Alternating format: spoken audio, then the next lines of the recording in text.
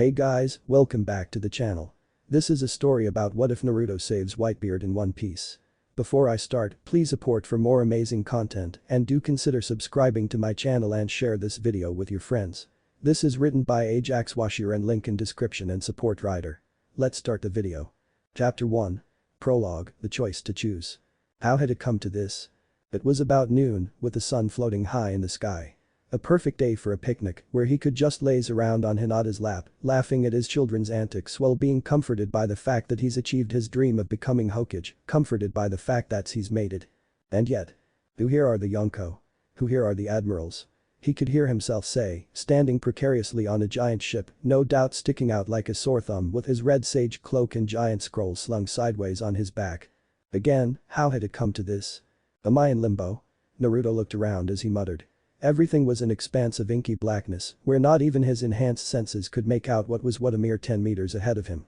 Sit down, Naruto. His focus was broken by a voice he clearly recognized, but his age-addled mind was unable to put a pin on. Until. Master Jiraiya. His eyes widened. Yes. That was his teacher. So this really was Limbo. Master. Where are you? Haha, even after all your power-ups, you can't find your teacher. I'm right behind you, Naruto. Turning around, Naruto was met with a dainty little campfire, its fragile flames the only thing to combat the encroaching darkness. Next to it was a man, his face heavily obscured by the shadows, though he'd recognize that whitish-gray hair anywhere. Jiraiya. He rushed to the campfire, his mind racing with questions. Where is this? Why aren't you in the Pure Lands? I've become Hokage. Are you proud of me? And so much more, but it was all compressed down into a, how are you, pervy sage? He's so close now he could practically see his master in arm's reach. He'd always wanted to tell Jiraiya in person about what he's done, how he had saved the world, how he became the Nanadame, how. Hello Naruto. He recoiled, his face a mix of angry and confused. This wasn't Jiraiya. You? Who are you? What have you done to me? Aren't I supposed to be dead? Naruto jumped back, glaring vigilantly at the man who looked so much like and so much unlike his late mentor. The man didn't answer. Hell, he didn't even bother to look in his general direction. The man was just sitting there, a smile on his face. Again, Naruto's mind was flooded with questions, only of a different kind. Why are you impersonating Jiraiya? Am I dead? And if I am, who are you? Finally, after what seemed like an eternity of silence, the man deigned to speak again. To answer your question, yes, you're dead. Your protege killed you, and he's trying to kill your son as we speak. Kawaki, would you really? Naruto looked down disappointedly. It was a heavy blow to him. To know that his son and his disciple were duking it out just like him and Sasuke had all those years ago. The man grinned and he snapped his fingers. To Naruto's amazement, a giant screen materialized in front of them and on the screen was Boruto fighting for dear life against Kawaki. He clenched his hands. If only he still had Kurama, if only he was still powerful, maybe this wouldn't have happened at all. Oh, I do love it when I see people blaming themselves. But I didn't bring you here for that. The man's jovial tone was jarring, and although Naruto wanted to interrupt the man, the better part of him told him to remain quiet. Good, you're listening. I like people who listen, he chuckled. Anyways, I'm sure you would love to go back, right? To fix the mistakes you made in hindsight, right? Naruto nodded. Then I'm willing to offer you a deal. A challenge, if you prefer, he snapped again, and the screen suddenly switched from the scene of his son's fight to another location, one he didn't recognize. The screen depicted a battlefield. On one side were thousands of people wearing white, the word justice sewed onto their uniform. On the other hand, the side opposing them were what he could only call pirates. Mismatched clothes, mismatched expressions, mismatched everything. Oh, and pirate flags galore. As he studied them, the man continued, what I want you to do is assassinate 9 people. Easy, right? You're a shinobi after all. Who are they? Naruto turned to him. He'd at least need the names and faces of his targets before deciding further. In response, he laughed, I like your enthusiasm, Naruto. It gives me high hopes if you're this determined. Then, he took out 9 pieces of paper from his Jiraiya's red vest before handing it to Naruto. Ido, Charlotte Linlin, Portgas D. Shanks, Marshall D. Teach Borsellino, Sakazuki, Kuzan, Isso and Sengoku. Naruto seared their faces and names into his mind before throwing the papers into the flame. Why? Because it's never a good idea to have pictures of people you're going to assassinate on your person. You know who your targets are? Naruto nodded again. Good, oh, and as a reward for being so eager, I'll give you a few more details about them to liven things up a notch or TWO. Naruto rolled his eyes and thought, of course they couldn't just be people who nobody would miss. I mean, they're probably some important guys who run a country or something. Ahem. Okay, the first 4 people you saw are what's called the Yonko. They're very powerful people who have practical armies worth of pirates fighting for them. He waited for Naruto to assimilate the new piece of info, then, the rest are what's called the Admirals. They're the highest ranking officers in an organization called the Marines, the enforcers of the policies the world government employs. I see, Naruto went into thought, and how powerful are these people exactly? Powerful enough, came the reply, and he was tempted to roll his eyes one more time. Still, he held it back and asked another question. How powerful will I be? And is Kurama coming with? He said the last part inside his heart. At this, the man laughed uproariously. Walking up to Naruto, the man tried putting one hand on Naruto's shoulder, but it was quickly knocked aside. He didn't seem to mind though, and just said, Naruto, my boy, you must know I expect entertainment. Not a power fantasy. If I wanted that, I'd just go read some trashy Chinese cultivation novel. Naruto frowned, obviously having never heard of the word Chinese before. He shook his head playfully, I don't want that at all so, after doing some calculations, I've decided you will be using your body right before fighting Nagato, that okay with you? Oh, and no Kurama, that's cheating. Naruto groaned, thinking, well shit, that's pretty weak whatever, I can still make this work. I know a whole lot more senjutsu techniques than before and at least I won't have my disease weighing me down But if there isn't enough natural energy. How much natural energy is in there? He voiced his doubts and the man smiled again. With your experience channeling senjutsu chakra, I'd say it'll take you 5 seconds to go into sage mode. Naruto sighed in relief, that's great to know. After this, they spent a few more minutes hashing out the details, and when Naruto felt like he couldn't squeeze any more information out of the mysterious man, he asked one last question. What's your name? There was a short bit of silence that, although not long enough for it to be uncomfortable, it wasn't so short that he'd think it was unintentional. I go by many names, Naruto boy, he finally begun, but you may call me Ajax. It's been my moniker for the longest time. Suddenly, he clapped and a rectangular box appeared. Inside is your clothes, 20 shurikens, 2 kunai, and your reverse summoning scroll. He stopped to point at a button that appeared along with the box, press that when you're ready, Naruto. I'll be watching you, so goodbye and good luck. With that, he disappeared into the darkness, leaving Naruto alone. Naruto gulped, his index finger hovering nervously over the little red button, goddammit. Just press it already. He screamed at himself, okay here goes nothing. Beep. The button lit up and almost immediately after that, a large patch of darkness disappeared next to him, revealing clouds. What the fuck have I gotten myself into? Naruto griped, his eyes quickly scanning the lay of the land. Oh? Now this is a surprise, I never knew ships could fall out of the sky. Naruto chuckled to himself, man, this place is getting crazier and crazier by the second. Hope I'm not too late to the party. If I jump now, I'll probably land on that ship, he thought to himself as he warmed himself up, I'd better get used to this body fast. He had actually turned back into his younger self when he opened the box, though he was still getting used to the whole being my younger and more healthy self. Well, no time like the present. Let's do this. Geronimo, and just like that, he jumped. Naruto looked around to be more precise, sensed the surrounding area for chakra, and to his confusion. Nobody had any chakra at all. But apart from that bombshell of a revelation, he noticed the very noticeable body of a giant monster around the size of a tailed beast, 4 of the 9 men he had to kill, and the frozen CA, he'd seen weirder. Now then, back to the problem at hand. Did that Ajax guy do something to my sage mode? Damn it all. When I get back, I'll make sure to give him a piece of my… Hey. He was taken aback by the loud shout and he turned to look at the source. It was a young boy, probably not even a fully fledged adult, who had interrupted him. He wore a sleeveless yellow vest, along with shorts, sandals and a straw hat. The boy was pointing quite rudely at his face, his arm comically stretched out like rubber. Slapping the hand away, Naruto answered him, yes. I saw you jump out of the sky. You're pretty cool. Wanna join my crew? He exclaimed in awe, the boy's eyes transforming into stars in the process. Naruto's eye ticked, and so did everyone else's. For once, their thoughts were all united, did this kid just ask a stranger in the middle of a war to join his crew? A cheeky ass kid. Naruto turned away from the boy for a moment to focus on the newcomer. He was an old man.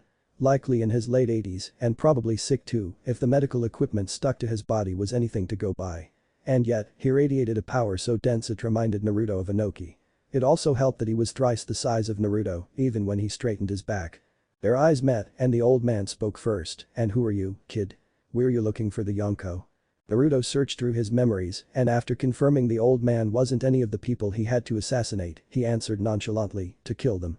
This seemed to send waves of shock through the audience, especially the Marines. Shocked whispers and gasps populated the other side of the giant, while the pirates were not too happy, to say the least. Rara, the old man turned to stare at him, his weapon. Naruto recognized it to be an Ajinote like the one he'd seen from the Land of Iron, pointed straight at Naruto's face. I am Whitebeard, one of the 4 Yonko. What makes you think you have it in you to kill me, ha kid? Chapter 2. The Fights to Fight. Naruto looked on calmly, his eyes never leaving Whitebeard's face despite the Ajinote sitting comfortably next to his face. Internally though, it was a very different story. Oshitoshitoshitoshit. With effictoshimimbahimbinginkuo. Damn you jaixxx. Rara, the old man chuckled, seeing the blank look on Naruto's face. Cat got your tongue, eh boy? His remark snapped Naruto out of his thoughts, and after some quick computations, he answered, according to my information, you aren't one of the Yonko. I apologize for the confusion. He paused to push the blade away from his face. Whitebeard didn't stop him, allowing Naruto to move it without opposition. Allow me to clarify. I am looking for Big Mom, Kaido, Shanks and Blackbeard. Would you happen to know their location? Nobody answered him, their brains still struggling to comprehend what was just said. Eventually though. What did you just say, eh? For the second time in the war. Everyone's brain aligned, and they reacted. Did he just say Pops isn't a Yonko? A random pirate screamed, and soon, everyone began jeering at the confused shinobi, throwing indignant insults and jabs. Enough. Whitebeard shushed the crowd, we can do this later. Remember we still have a war to fight. There was an odd silence before everyone's cries rang out and they resumed fighting, no longer caring about Naruto. Oh yeah. I just remembered. I have to save my brother. Luffy reminded himself before jumping off the ship, all the while shouting at the top of his lungs, see you later, weird guy. You should still totally join my crew. My what do we have here? Suddenly, before anyone could react, a shadow formed overhead. Naruto's eyes narrowed, his gaze locked onto the man that appeared. Wait, is that natural energy? No, he isn't in sage mode, then that means he's probably like Yugo. As he was sizing the man up, so too did he. Slowly, the man addressed Naruto. Stranger, I don't care about your goals, but I can't help but hear you say something about killing the Yonko. What do you say we work together and beat him together? He smiled lazily, lowering himself on Naruto's level, and even then, he towered over the other in size. Naruto's sweat dropped, why can't people just be my size? Ugh, my neck's killing me from all this looking up. Still, he shook his head and said, no can do. Kizaru. I only engage with my targets. I don't kill random people unless they attack first, so as far as I'm concerned, he's innocent, he pointed at Whitebeard. The man named Kizaru nodded his head in understanding, so you're just like me, only following orders, huh? I can respect that, he sighed, too bad my superiors don't seem to think so. In a flicker of movement, Kizaru charged at Naruto, his body a light shade of yellow, nothing personal. Everyone not in a marine uniform is considered a pirate. Plus, I have to deal with Whitebeard next. Naruto stood stock still, his body not moving so much an inch, as if he didn't even react to Kizaru flying for him.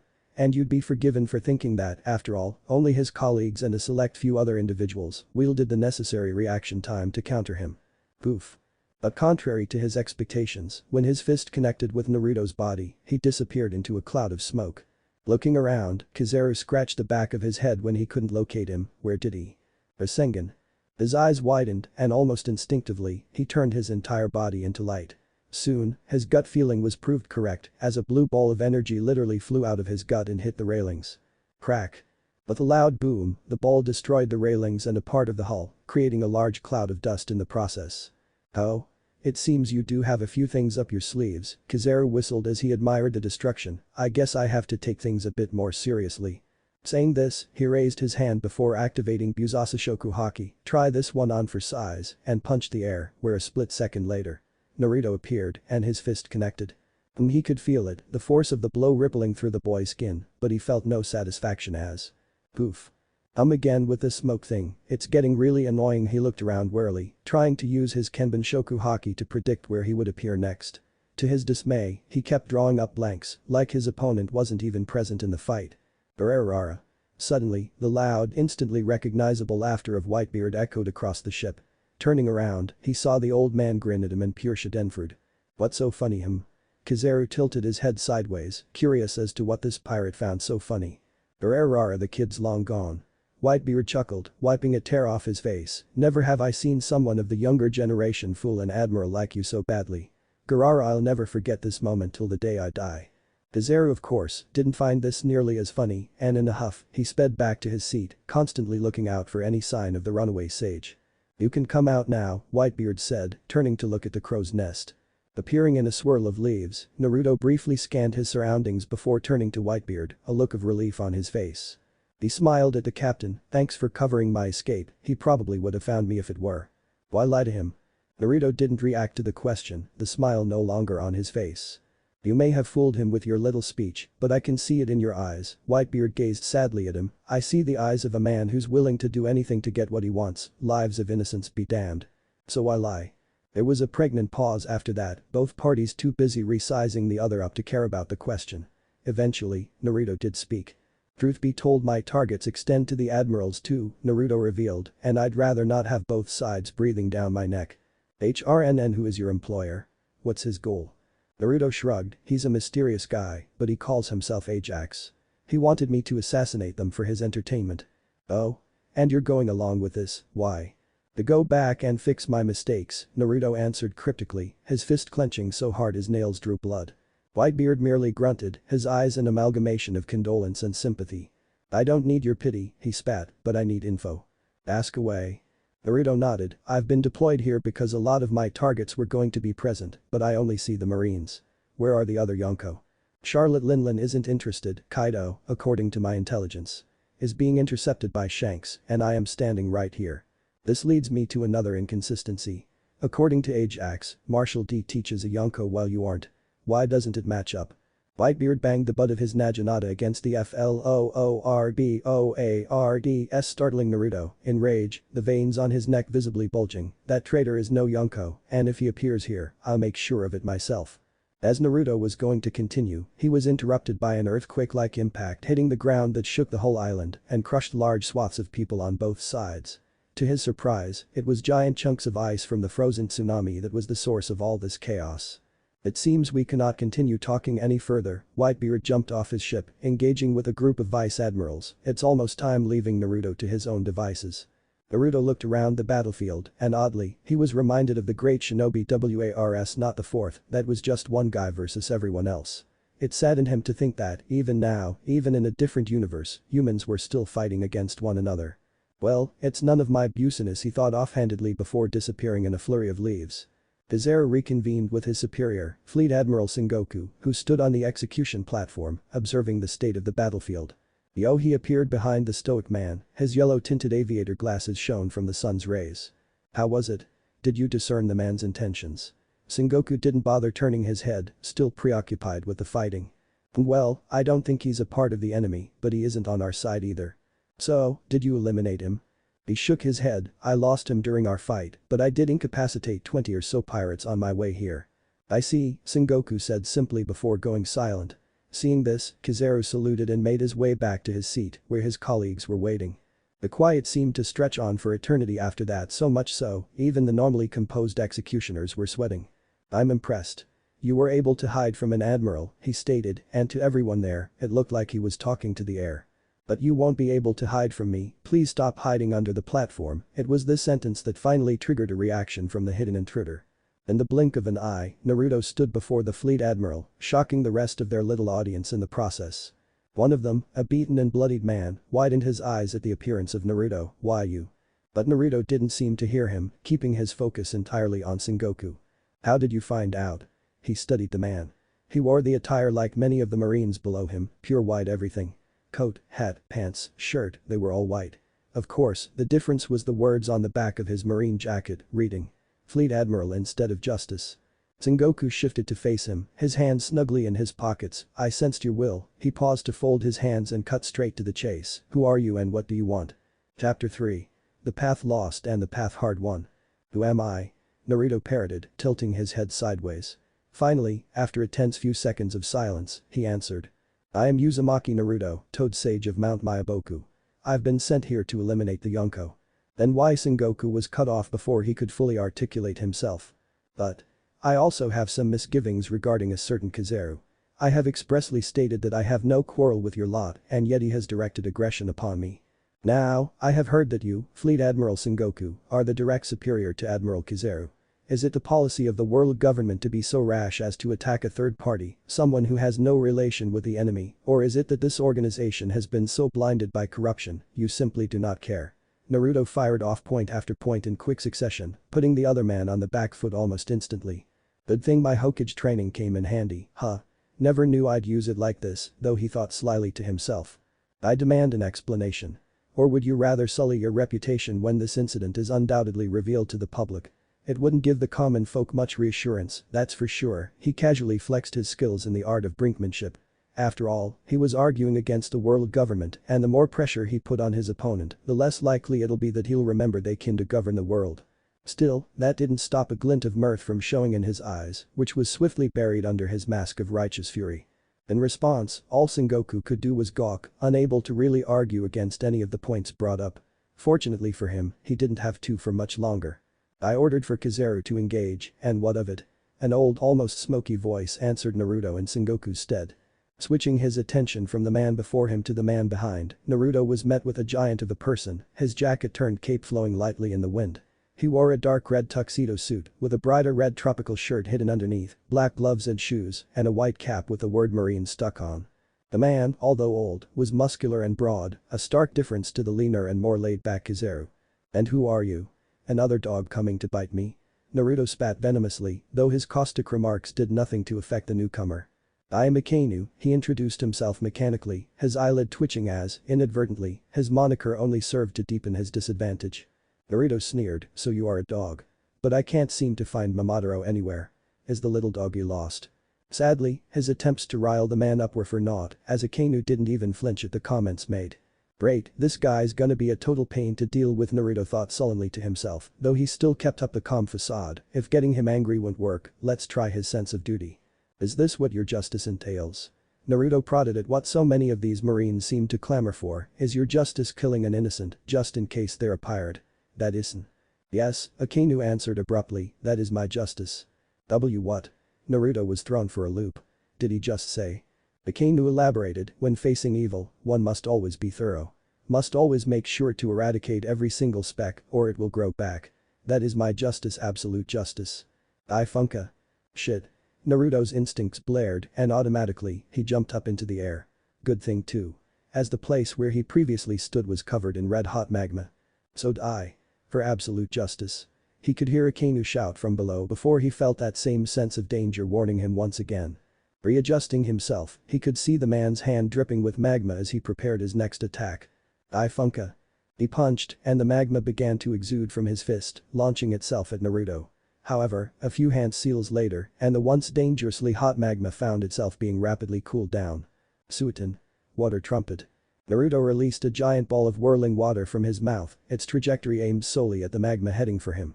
With a loud sizzle, the magma was neutralized and Naruto was able to land safely on the platform amid the plumes of smoke that came off the hardened magma. He winced to himself, damn it, I keep forgetting I'm not in my original body, took way more chakra now that I don't have water affinity.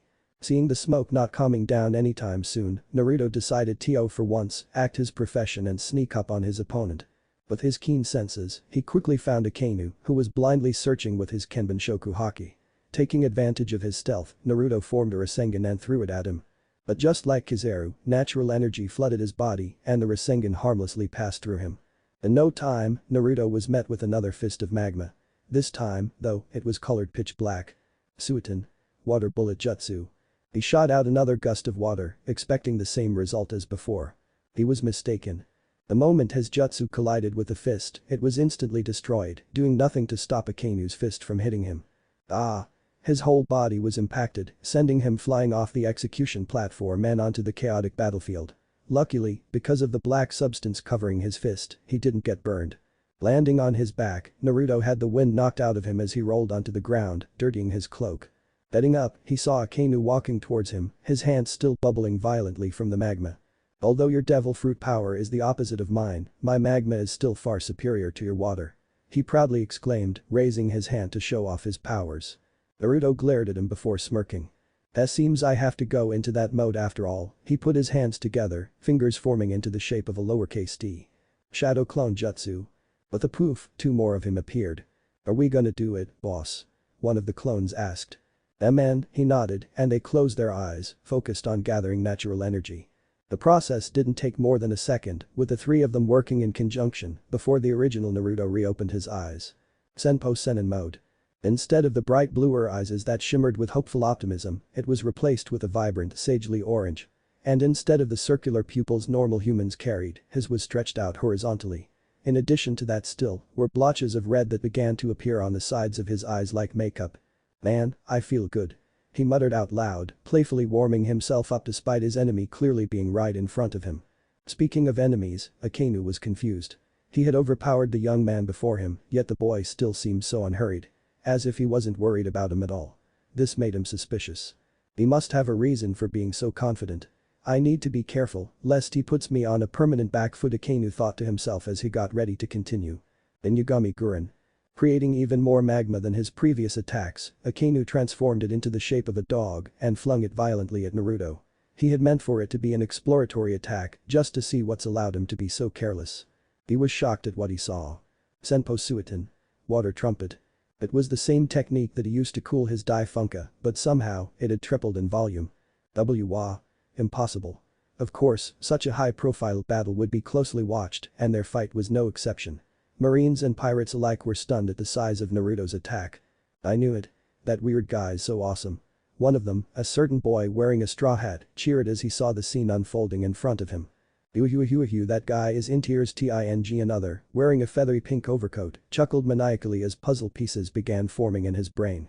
Unwilling to give up, Akainu produced even more magma to counter the water ball. Ice cause. Ice age. Only for it to freeze and shatter before he was able to do anything. Sakazuki, it seems you've really lost your touch, the man of the hour spoke, his voice not as slow as Kizaru's, but certainly not as curt as Akainu. He wore the same attire as his fellow admirals, with a change of color the only thing different. Deal with your own problems, Kuzan. I can deal with mine, Akainu grunted, obviously not happy with the man named Kuzan interfering. Hey calm down, guys, Sengoku told us not to argue. Kizaru appeared beside the pair, trying to calm them down. As they were arguing, Naruto scanned the battlefield, looking for. I saw your battle, kid. You got some skills, Whitebeard. He addressed the old man with a smile, for an old geezer, you were pretty good too against that ice guy. I have to wonder, is your water effective against devil fruits? Devil fruits? What's that? Naruto tilted his head when he saw Whitebeard's raised eyebrow. They're what gives them their power, he pointed at the admirals, Kuzan has the Hai no Mi, Sakazuki has the Magu no Mi, and Borsellino has the Pika no Mi. Naruto nodded, good to know. Oh, and how do my attacks seem to always go through them? Are they impervious to physical attacks? Whitebeard chuckled, Gurara to a certain extent. But enough talking, let's get started, shall we? Naruto flashed him his signature smile before putting his hands together to perform his signature technique. Shadow Clone Jutsu. 2 copies of him materialized into existence before they all separated from one another. By the time they were a sufficient distance away, everyone's focus was on him. Taking a deep breath, all 3 of them put their hands up in the air at the same time. Senpo. Whitebeard was surprised, which he showed via a twitch of his mustache, never in my life have I seen something so interesting. Gurara. Fueton. Naturally, if he noticed, so did the admirals. They stopped arguing for a moment to observe his actions. What is he doing? Akiji hummed, curious as to what the newcomer will do. It doesn't matter. I'll just destroy it with my magma. Akainu on the other hand, wasn't so curious as he was dismissive. And Kizaru? Well, he began backing away slowly, I got a bad feeling. I'm finally done. Naruto and his clones announced proudly. On the top of their hands were a spinning ball of wind. But this one was different from its counterparts, this one seemed more volatile, more dangerous. Taste this. And they threw it straight at the admirals. Chapter 4. Favors to complete. Rasen Shuriken. Huge gusts of gale-like wind followed the trio of projectiles, sending hundreds of men and women below them flying. Their power and force was so maddeningly unstoppable, even the fighters from hundreds of meters away felt goosebumps on the back of their necks. So imagine how it'd feel to be the target of such a terrifyingly potent attack. The 3 admirals didn't need to because they felt it in real time. All 3 of them felt alarm bells start ringing in their head, and almost on instinct. They activated their devil fruit abilities to contest against the spinning vortex of wind and energy. One turned to light and tried teleporting away, the other turned to ice in hopes of withstanding the blow, while the final one turned to magma to destroy the attack. Each used different methods, and as such, each had different levels of success. Kizaru escaped, though not without notable injury. His devil fruit played a central part in allowing him to escape the black hole-like pressure from sucking him in. However, that did nothing to stop the Senjutsu-enhanced licks of remnant wind from injuring his body. Akiji and Akainu, on the other hand, were less than fortunate. For one, both admirals were bloodied and near death, if alive. For another, they were barely conscious in the middle of a battlefield where one wrong move could potentially mean death. It was poetic, in a way. Both men were the polar opposites of one another. One was too strict, while the other too cruel, and yet, both were felled by their over-reliance on their devil fruits.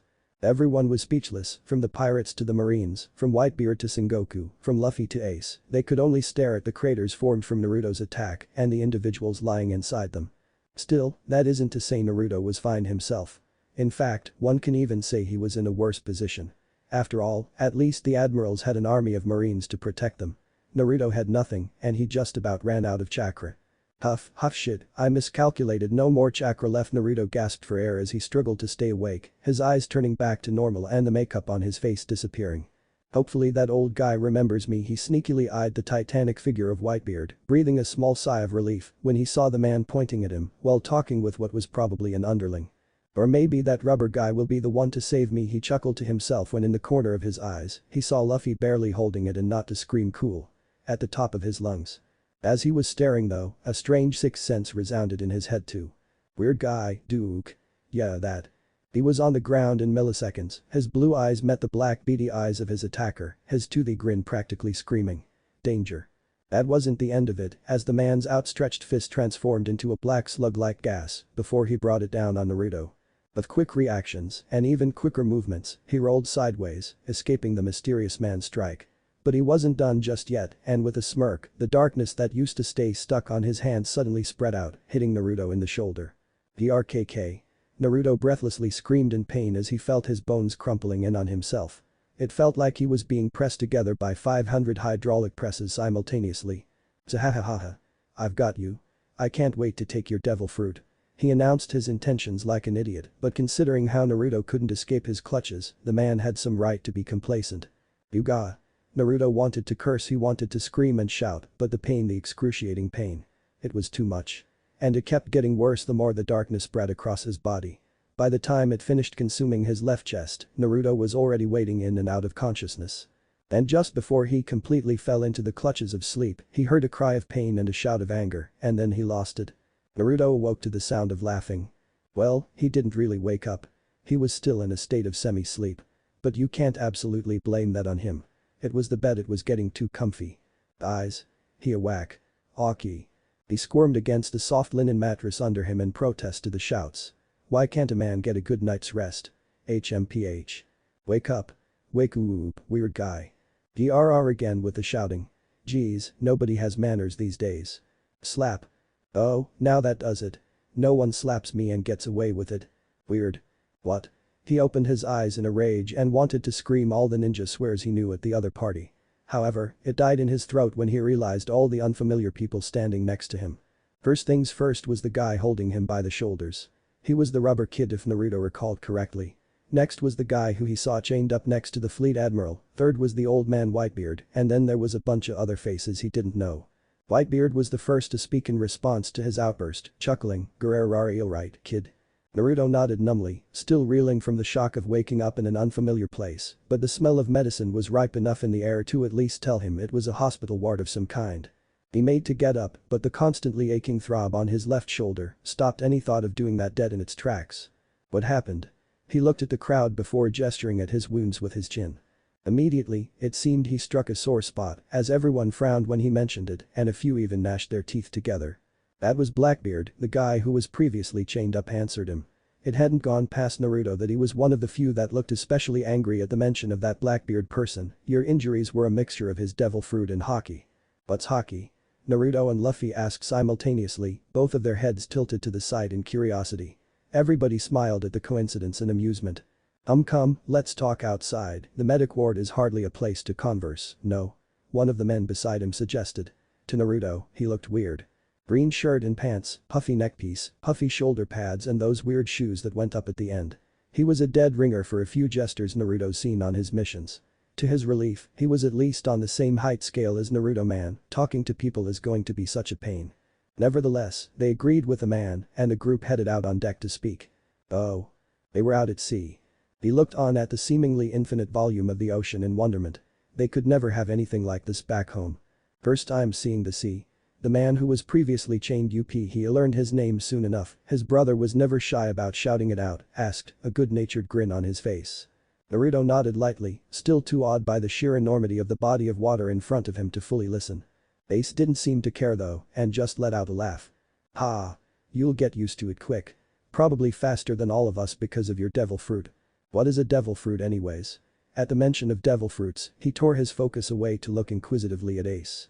It's a fruit that looks weird and gives you even weirder powers, came the answer, but it wasn't from Ace. Turning to look, it was Luffy, or Rubber Guy as he liked to call him. How so? Well, Luffy picked his nose as he thought about it. Ace is made out of fire, and I'm made out of rubber. Ooh. There's this one lady who turned her cannon into a dog. Naruto's sweat dropped. I see, it's that weird. To be more specific, there are 3 types of devil fruits. Like my brother said, I'm a Loja type, which normally means the user can turn themselves into the element of the fruit. Next is the zone, which lets you transform into different animals. However, there are 2 subcategories that are much rarer than the ordinary zone fruit. Mythical and ancient zone. He took a deep breath before continuing. These 2 allow you to transform into animals from myth like dragons or ancient species like dinosaurs. Finally, we have paramecia, which is a catch-all term that can include the wackiest abilities to the most powerful. An example of that is Pops. His devil fruit is the most powerful in the paramecia type there is, he finished, looking satisfied with his explanation. By the time he finished, they had reached their destination and sat down opposite to Whitebeard. A soft quiet filled the deck, everyone paying rapt attention at the giant figure of Whitebeard. He slowly moved his head side to side, scanning his entire crew before finally. Let us get to the topic at hand. Naruto. He said, you were a deciding factor in the rescue of my son, and for that I thank you. Mutters and whispers between his crew populated the deck, slightly surprised that their captain would personally thank the boy sitting in front of them. But. This silenced them once again, a mere thank you would be spitting on the life of Ace. So I have decided. Naruto Uzumaki, you will be allowed one favor of me and my crew. No matter what you want, we will achieve it. So, what will it be? Whitebeard leaned forward, you can have riches, fame, islands, or entire armies at your disposal. All you need is to say it, and we'll get it done. Everyone displayed different levels of disbelief. Some just raised an eyebrow, others had their mouths open in shock, while others yet were trying to argue against their captain. One of them was Ace. He contested with a frown on his face, Pops. I don't think we should go that far. Only to be waved away dismissively by Whitebeard, we must show our gratitude. Without his instrumental presence in the war, hundreds would have died and thousands more injured. Not to mention we would be risking a lot more to save you. But. Whitebeard sent an annoyed glare his way, are you saying a mere favor is worth less than all the lives of your brothers and sisters, Ace? This shut him up for good, no Pops, he muttered under his breath, though with how silent the whole ship was, everyone heard him. You don't have to worry, Ace, suddenly, everyone's attention was pulled to the speaker. It was Naruto. He was looking straight at Ace, an understanding look in his eye. I dislike going overboard with things, he explained, especially favors. They have a tendency not to be equal to the debt they were owed anyways.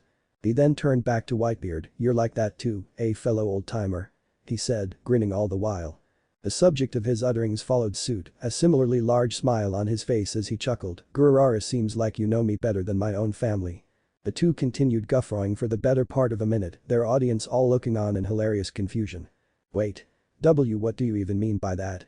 Ace's eyes rapidly switched from his father and Naruto, just as stupefied as the rest of them. Naruto stifled a laugh, but failed miserably, sorry, it's an in-joke every old guy can understand, don't mind it. He cleared his throat, anyways, you don't have to worry. All I need is some general information and a boat and I'll be out of your hair in a few days. Everyone, especially Ace, heaved a huge sigh of relief when they heard that's all he wanted. Whitebeard didn't share the same sentiment, unfortunately. That all you want?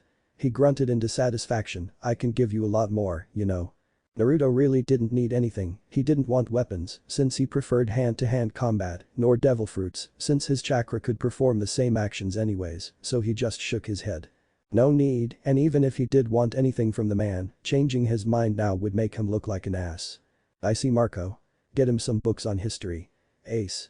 I want you to fetch him a bow. Why I eat. Suddenly, he was interrupted by Luffy, the young man jumping out to point at Naruto. Deja vu, Naruto thought as he smirked at the boy's finger in front of his face, still not quite sure why he'd intervened. Onk. Oh. Luffy whined, and he turned to his attacker. What the hell was that for, Ace? Shut up, was his answer. The adults are talking. You can say what you want later, got it? Dude, it's important. He continued to grouch, his face scrunching up like a petulant child. You know the one. Bottom lip more pronounced, cheeks puffed up to an exaggerated degree, and a scowl that only 5-year-olds would use. Naruto actually felt a little wistful. His son would always do it when he was annoyed, especially when he failed to come home early due to work. I wonder where you are now, Boruto. Ah. He quickly shook himself out of those thoughts. No use getting wistful over something he'd probably never see again. He spoke up to distract himself. If it's fine with Whitebeard, let's hear him out. Children almost always never stop unless they get what they want, after all. Seemingly not noticing his hidden jab, Luffy's face immediately lit up into a grin. Yeah? See? Someone gets me. He shouted, his eternally happy-go-lucky tone almost making Naruto feel bad for the kid's obliviousness. Almost. He had to try his darndest not to burst out lauging. True story. He needed to think of how his wife wouldn't be able to get any of that Naruto dick, so he wouldn't make a sound when he bore witness to the countless amounts of sweat drops in the vicinity. He failed miserably, wife getting that thick Naruto dick or not. Whilst everyone else was still cringing at the crippling innocence of the almost adult boy in front of them, Naruto busted his ass off laughing, so much so that tears were starting to form. Ahem. Let's get back on track, guys. Ace had had enough and put a stop to both Naruto and Luffy's antics. Huh? Oh yeah. Luffy swerved to Naruto, weird guy. Naruto. Fish cake. Join my crew. You need a boat, right? I have a really cool ship you can ride if you join my crew. No, and my name's not Fish Cake, it's Naruto. Why? He shrugged, I don't care about being a pirate. I just want to finish my mission and then I'll leave. Well, you can totally do both. Naruto rolled his eyes. Yes, I certainly could, but why do I have to? Well, because you have no idea where to go, even with your boat. Everyone's eyes widened. Did he just use his brain? I suppose you're right, it was true that he had no idea where he was and certainly no idea where his targets were. Shoot, I guess. Fine, I'll join your crew, he answered, but only after I finish my mission. I still need to go back to save my family. Yeah. Luffy squealed in glee, a cool ninja is in my crew. Before he began dancing around happily. This guy, his laughter was so infectious, everyone began chuckling themselves. Come on. Let's celebrate. I got a new crew member. He leapt into the air and screamed at the top of his lungs. Yeah. The Whitebeard pirates cheered him on, also intent on celebrating if not for Luffy, for the fact that they got Ace back. Amid the chaos and dance and music, Naruto found himself standing alone, idly playing with his nails and just generally not paying any attention. He cut quite a sorry figure, standing there by himself, but he didn't mind. He didn't belong anyways.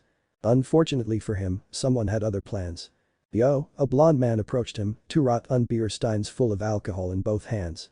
Naruto didn't recognize him, though he did remember Whitebeard saying something to him while he was fighting Blackbeard. Not going to party. The man offered him a stein, which he denied politely. I have nothing to celebrate really. I'm using Luffy to get to my targets and he gets to hang around a trained killer for a while. Naruto shrugged, he'll probably get disgusted with me, then I'll be free to go on my own. But the man just laughed, his shaggy locks of hair shaking to reflect it, we're pirates. Who hasn't finished off a few enemies here or there? Him, Naruto pointed at the distance, where Luffy and a few pirates were dancing. My training tells me he's never killed. Fought, sure, but never killed. Whoa. Ninja training can tell you that. Must be a pretty nifty skill, he praised, a look of wonderment on his face. When did you start? When I was 7, Naruto reminisced, his hand unconsciously going for a beer before he stopped himself. I was the worst at school. Could never manage the clone jutsu. By the way, I never actually caught your name. The man turned to grin at him, his open jacket showing off a tattoo that spanned across his chest. It was a picture of the Whitebeard Pirates logo. I'm Marco, he put a palm on his chest, right on his tattoo, 1st Division Commander of the Whitebeard Pirates. And I'm Naruto Uzumaki. Naruto reciprocated, Hokage of Konohagakure. Nice to meet you, Marco. Likewise. Alcohol was never Naruto's thing. There wasn't anything inherently wrong with the beverage in it of itself, he just had an aversion to it ever since he was a snot-nosed brat. But after being told it was either that or coffee, he sucked it up and drank. Blurrig, he groaned after setting the stein down, half full. At least it wasn't coffee. The last time he drank any of the stuff, he got really cranky and accidentally destroyed a few mountains. Nothing like a cup of hard liquor in the morning, eh Naruto? The intrusion of a certain half-naked asshole broke him out of his reverie, forcing him to look up from his cheap whiskey and answer. Yeah, well if it's been 2 years of the same damn drink going down my gullet, it doesn't become nothing anymore, now does it? He took a final swig before setting the empty container on the table with a hard thud, obviously sullen. Shit, 2 years come and gone already? He shrugged, yup. 2 years since that straw hat bastard left me high and dry after making me join his crew. Hey. Nobody gets to talk smack to my bro but me. The asshole pouted, banging his bare chest with one hand. Yeah, whatever. You monkeys are so territorial. Me? A monkey. I'll have you know I'm a proud Portgas. Portgas the Ace. Most wanted man alive. The asshole sorry, Ace, shouted at the top of his lungs, alerting almost everyone else in the bar, which were 1 or 2 bozos getting ready to leave and an old man reading the newspaper. By virtue of your DEAD literally, beat dad. Naruto rolled his eyes and thought silently to himself. Yup. Ace is in the house. I'm way better than you and your. Keep it down, boy.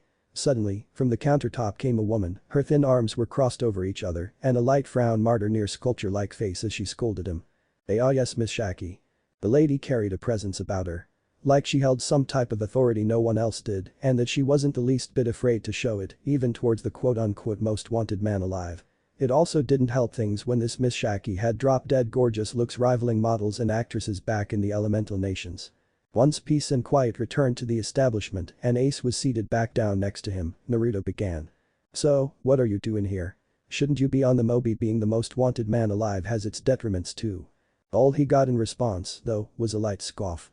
But it was answer enough for him. The boy was probably deemed strong enough by Whitebeard and was subsequently allowed off the ship and was just sulking he had to have permission to go anywhere. Still, Naruto smiled, it's been a while Ace, how's Whitebeard? Now it caught some attention and like a puppy dog, Ace was cheerful again. Haha, he rubbed the underside of his nose, Pops is doing great. 2 years is nothing for my old man. Figures, Naruto thought. The last time he was on the Moby Whitebeard was certainly doing a lot better than during their time together at Marineford. Creak. A noticeable squeak rang from the entrance of the bar, capturing everyone's focus from Ace to the bar's swinging doors. Swaggering in with a pep in his step was a tall blonde man, he sported a comfortable silk black suit, similarly black shoes, and a comically large backpack that was the bane of all its more ergonomic counterparts. For a moment, their eyes met, but if the blonde man recognized him, he definitely didn't show it. Instead, he brushed Naruto off in favor of the more important people in the room. Yo. He scooted up next to Ace, haven't seen you in a while. How are ya? Oh, I'm doing just fine, Sanji. But did Momoro Island change your tastes in your 2 years there? The blonde man Sanji instantly paled and the unlit cigarette fell out of his mouth from shock. Why you. Everyone snickered like it was an open secret, which seemed to depress the man so heavily a little ghost flew out of his body. Again, another round of laughter populated the small bar. This is the resident pervert in the crew, eh? Haha, I'm gonna have some fun later. Naruto sniggered inwardly, a mischievous glint in his eyes. So this guy's my cook, huh? I'm not impressed, out of the blue, Naruto commented as the ruckus died down, allowing everyone to hear him. Huh? The fuck you just say? Including Sanji. He stomped over to Naruto, his face a shade of tomato red from rage.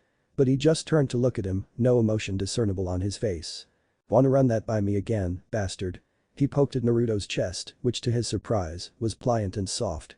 Almost like a. NYAA how could you touch a woman there, meanie? In the blink of an eye, the clearly male Naruto had suddenly turned into a Bodius. Everyone except Ace was struck dumb at the sudden transformation, least of all Sanji, who looked like he was going to cross into the next life early. He took a step back, his heart pounding in his chest, while he willed himself not to bleed from the nose. He failed. What do you have to say for yourself, you big bully? Naruto stood up and screamed in righteous fury, his arms splayed out in akimbo fashion. Lovely SS Swan. Naruto raised an eyebrow, he'd heard the cook was a pervert, but wasn't this a bit much? How was he supposed to have any fun if the ass was such a shameless hentai? Gee. Even Jiraiya-sensei wasn't this bad, he grumbled before cancelling his jutsu. Poof. After a burst of smoke, he was back to his original form. Which, apparently, was unacceptable for the perverted cook, WWWA. What did you do to the beautiful lady bastard? Hahaha. You Kekiki, you actually fell for it. Oh my god, this is hilarious. In the background, Ace was busting his ass off laughing. Sanji swiveled around to glare at him, what the hell is going on? Tell me what happened, you bastard. Slapping himself lightly on the cheeks, he forced himself to calm down before answering, PFFT hoo deep breaths there was no woman. Ha ha ha. Seems like Momoro Island did change your tastes after all. With the cat out of the bag, Sanji was fuming at that bastard. Turning around, he swore to himself he was going to beat the shit out of Wait. The guy was already gone. Boy. Where the hell did he go? He searched frantically around the bar, but even after using his hockey, he couldn't locate him. Ace patted his shoulder, sit down and relax man. He's long gone. Sanji bit his lips, eyes traveling to the door. But after a moment's thought, he sighed and complied, who was that guy anyway? He lay tiredly on the table, taking out a cigarette. Both Ace and Shaki were startled, and even Rayleigh, who was glued to the papers, looked up in surprise. You don't know him? Shaki leaned on the counter, her left hand holding up her chin as she played with a lighter using her right. Should I? He countered. It was Ace who answered. As far as your captain's concerned, he's a part of you Strawwats, he smiled sheepishly, well, that was 2 years ago. Not sure if he's changed his mind since then, so maybe take my words with a grain of salt. However, Sanji just scoffed, ha, then you don't know my captain well enough. Nothing'll change his mind. Nothing. There was a short reprieve of silence after that. But Sanji just couldn't get the blonde fellow out of his mind. Something bugged him about the guy. Like he knew who he was but at the same time he's never met him in his entire life. Eventually, he got rid of his inhibitions and asked outright, what's his name? That weird guy. His name? Rayleigh folded his paper and adjusted his glasses before smiling. Hapo? Wasm? He smiled, they're certainly early before craning his head to look at all the ruckus. From afar, he spotted the faint silhouette of a ship, a giant fox's head installed prominently as the figurehead of the vessel. It was an impressive thing, the ship, a giant galleon meant for hundreds of people, but Naruto could care less, no, what he focused on was the fact that the damn thing was split in half. As in, 2 clean pieces separated from each other. At least the swordsman's less underwhelming than that pervert, Naruto sked when he recalled his earlier altercation with the blonde chef. Seriously, falling for a trick that by the book's basic is just completely unacceptable. As he ruminated to himself, he didn't realize where he was going until it was far, far too late. Boy. I finally found you. Why the fuck didn't you tell me you're the false bloody sage, huh? The familiar yell of a certain chef broke him out of his reverie. Shit, I wanted it to be a surprise. He looked up, fully expecting the twirly eyebrowed ass dashing for him, only to be met with this. Stupid mosshead. He's the false sage, and he's one of us. You can't just go up to him and fi. I don't give a damn. I want to test my skills. Don't get in the way, eyebrows. 2 men, one in a shiny black suit and the other in a heavily modified overcoat, were butting heads literally in the middle of the street. The suited man Sanji had his foot against the other's shoulder while he had a sword placed under his chin. They made for a strange sight, so much so they began drawing the attention of passers-by left and right. Mama. What are those strange men doing? Do they like each other? That's why they're kissing, right? A young girl, maybe a bit over 6 years old, tugged at her mother's dress and pointed at the pair. Oh yes, child. They like each other very much. So let's give them some space and move along now, K. And like a sensible mother, the woman lied as naturally as she breathed before escaping, her confused daughter in tow. Sanji and Mosshead seemed to have heard the mother-daughter talk and looked as red as a cherry, with both of them shouting at the pair who were already out of earshot, we are not lovers, damn it. Pause, and why the fuck are you repeating after me, huh? Comedic pause, no I didn't. What? Cue audience laughter, yes you did. Laugh or I'll kill off your favorite character. Enough, the both of you, Naruto stepped in, because the alternative was to risk creating a universal paradox that would last until the end of Wait, where was he? Right. Naruto looked askance at the green-haired man, as if to ask him a question with his eyes. Now, you said something about wanting to test your skills. The man smiled, and Naruto returned the gesture. I'm Naruto, but you probably already knew that. On the other hand, who could you be? Unsheathing his third sword and placing it in the clamps of his jaw, he declared, I am Rorano's Oro. First mate of the Straw Hat Pirates. I challenge you to a duel, do you accept? Before leaning forward into a silly-looking sword stance, but considering he has a sword in his mouth, though, this was pretty tame. Nice to meet you, Oro. Naruto clapped his hands together and grinned genially, in response to your offer, I must respond with no. Shocked reactions in 3, 2 on. What the hell did you just say? Damn, I think I like you a tiny bit more now, false sage. All according to Kakaku, their faces lit up in surprise as their jaws hit the ground with a resounding thud. Boy. Stop joking around. What the hell do you mean no? Zoro pointed at Naruto's face, his face scrunched up in barely curbed anger. Means I won't fight, simple as that. I was just playing with you, so get over it, he shrugged, not particularly eager to distress over if the green-haired swordsman was buttered or not. Letting out a frustrated huff, Zoro finally relaxed. Putting away his swords and leaving without another word, no doubt heavily irritated by Naruto's tomfoolery. Regretfully, before he could go anywhere meaningful, a high-pitched complaint stopped him dead in his tracks. And what are you guys up to, I could hear you guys bickering from districts away. Everyone gulped Naruto didn't, but who's counting? And with a flick of their necks, they all zoned in on the lady in question. Hef funny seeing you here, eh? Sanji, perverted he may be, was not an idiot and knew when to shut up and run if the situation called for it. And right now, with the she-lion standing in front of them, there was never a better time to do exactly that. She was a fair woman, sporting long and flamboyant orange hair flowing down to her neck, large teardrop-shaped eyes, a cute little nose and succulent bee-stung lips. Then, maybe just despite normal people who wear normal clothes or kill perverts from blood loss, she relied on nothing but a tropical green bra and tight-fitting jeans that clung desperately onto her prodigious curves to cover her up. Honestly, can't you guys behave? I swear it's like you haven't changed at all from 2 years ago, she snorted and continued grilling, always arguing and never only to cut it short when her eyes flicked past Naruto's visage. Fff false ssh.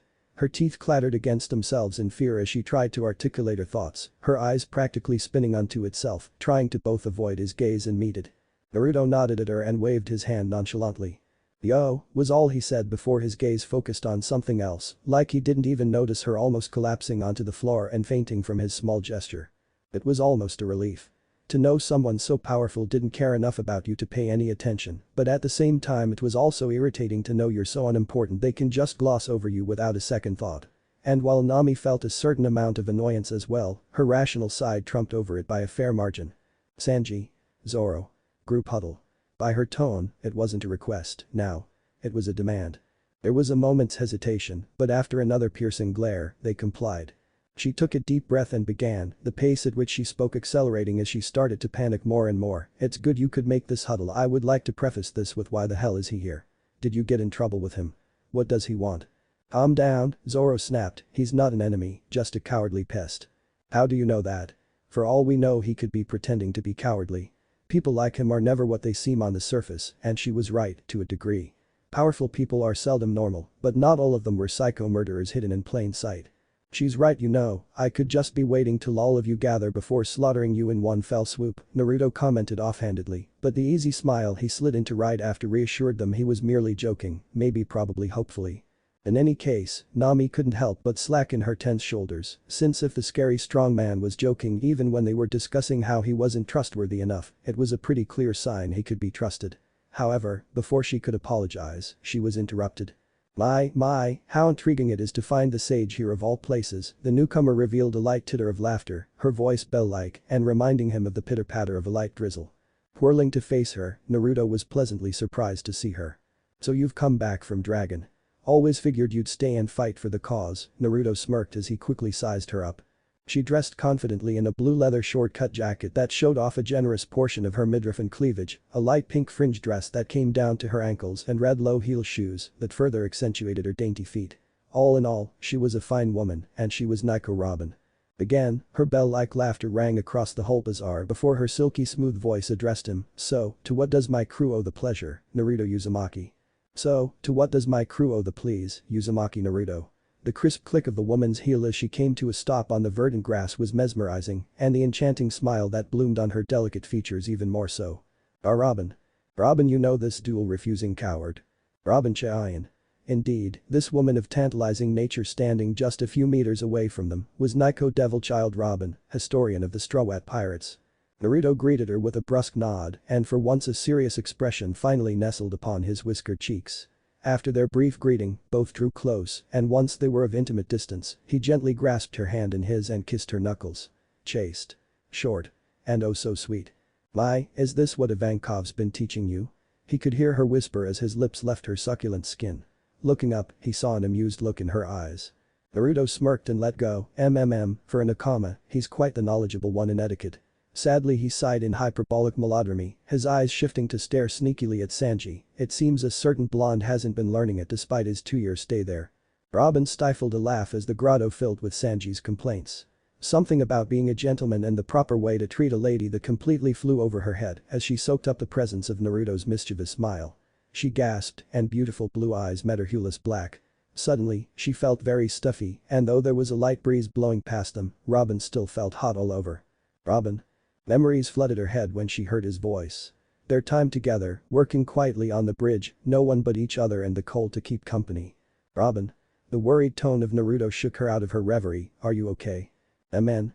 She blinked at how close he was, and she could feel a creeping blush come about her face and neck. Thankfully, he didn't notice, and if he did, he didn't say anything. Well, the others were too far away to glean anything meaningful. Oh, I'm fine. He was still worried, so she smiled and reassured. I'm fine, really. It's my emotions running high. It's been 2 years, after all. She turned to gaze at her gawking friends. Ignoring their reactions, she started walking off. Come. Let's look for our captain. But everyone just stared at each other. Even Naruto knew something was off. Robin almost never lets her emotions run high, 2 years apart from her friends or not. Regardless, they followed after her, if not fascinated by this new side of hers, then because she was right. Now, where the hell was that damn straw hat? It turns out whether this was good or bad he didn't know, it was terribly easy to find the 19-year-old. Everyone gather. Pirate spotted a few docks away. Reports say it's straw hat Luffy. What are we waiting for then? Let's get him. Because if there's one thing he's good at, it's finding trouble, Naruto and Co thought to themselves as the stampede of men in white coats rushed past the group, heading straight for the dock where the Thousand Sunny was. Ho ho ho ho. It seems we know where our dear captain is. The cheerful chuckle of Brook was the first to break the silence that had formed since Robin's slip-up. So, Ninja-san, shall we? Hi, I can't believe you guys got to meet a cool ninja first. Isn't that right, Usopp? And the depressed mumblings of Chopper followed soon after as he took a passing peek at Naruto's figure in front. Usopp, who was also admiring him, nodded vehemently. Yup. It's totally unfair, only Robin and Brook knew we had a ninja on our team. He said, pointing an accusing look at both of them. And it also turns out that it wasn't that hard to find the other members of their little group of misfits either. Naruto sighed tiredly as he reflected on spending the last 3 hours of his life walking around trying to find the rest of his crew. Brook was the first. It was pretty easy, actually, him being a superstar and all, with the only problem being the crew's trepidation on his decision, but they'd already met in person, and thus he wasn't very worried. Next was Usopp and Chopper, who were with each other when he found them buying cotton candy at an outrageously expensive price. He didn't know which was eviler. The wanted pirates or the business conning them for all they were worth. Then there was Frankie. Naruto already knew the shipwright was accompanying their ship, so he didn't bother making a round trip just to recruit him for the Straw Hat Witch Hunt. Now all that's left is the captain, he thought to himself as he gave Brook the affirmative when the skeleton repeated his question. Let's hope he doesn't cause too much trouble. Sadly, he did just that. Gomu Gomu no Gatling. The flurry of punches struck the pacifista and the GUT2 robots have guts. Each fist striking its joints with pinpoint accuracy. Without much fanfare, the cyborg collapsed in on itself, too damaged to continue functioning. But just as quick as it was to fall, 2 more came to replace their fallen brethren. Just as Luffy was about to destroy them too, he heard whispering in his ear. Luffy? Come on, we're gonna miss our ride. Luffy swerved past a laser beam to face the speaker. Standing on the side of a tree, his body impossibly held up by his feet alone, was Naruto. When he saw the gesture, Naruto raised a hand in a come hither gesture.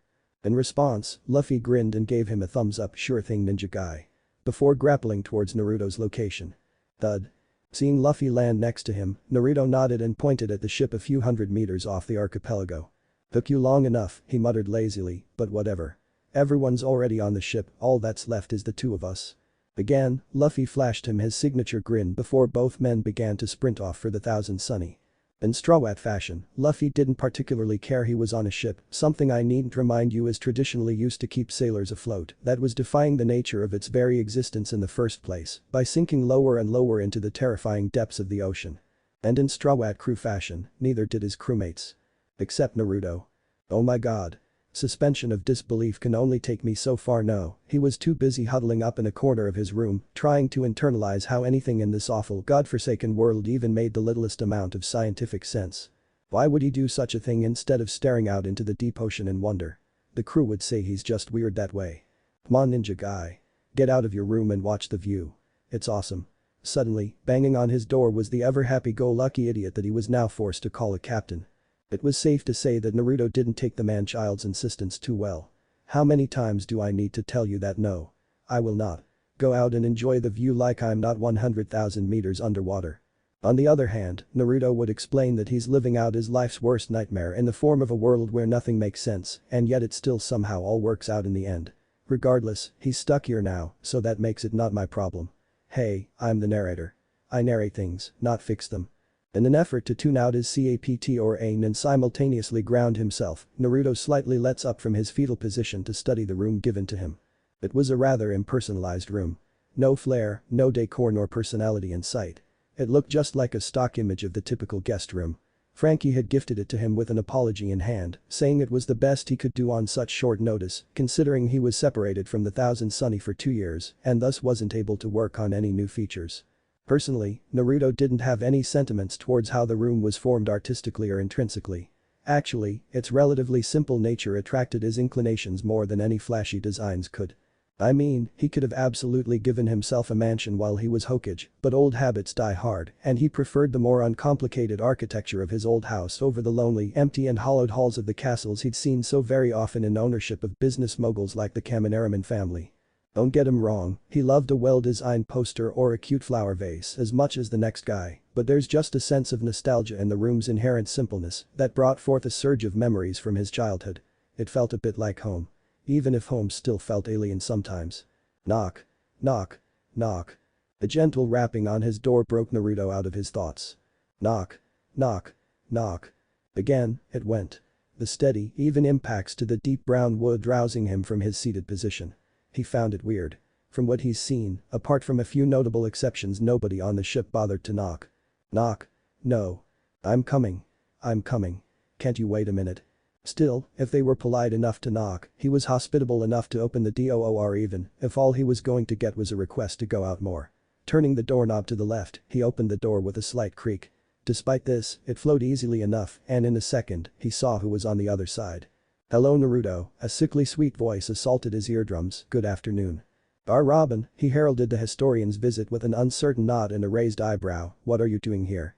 I thought Luffy was raving for the crew to stay above deck. That's new, she spoke while gazing into the room over Naruto's shoulder, are you claiming you're not a part of our crew?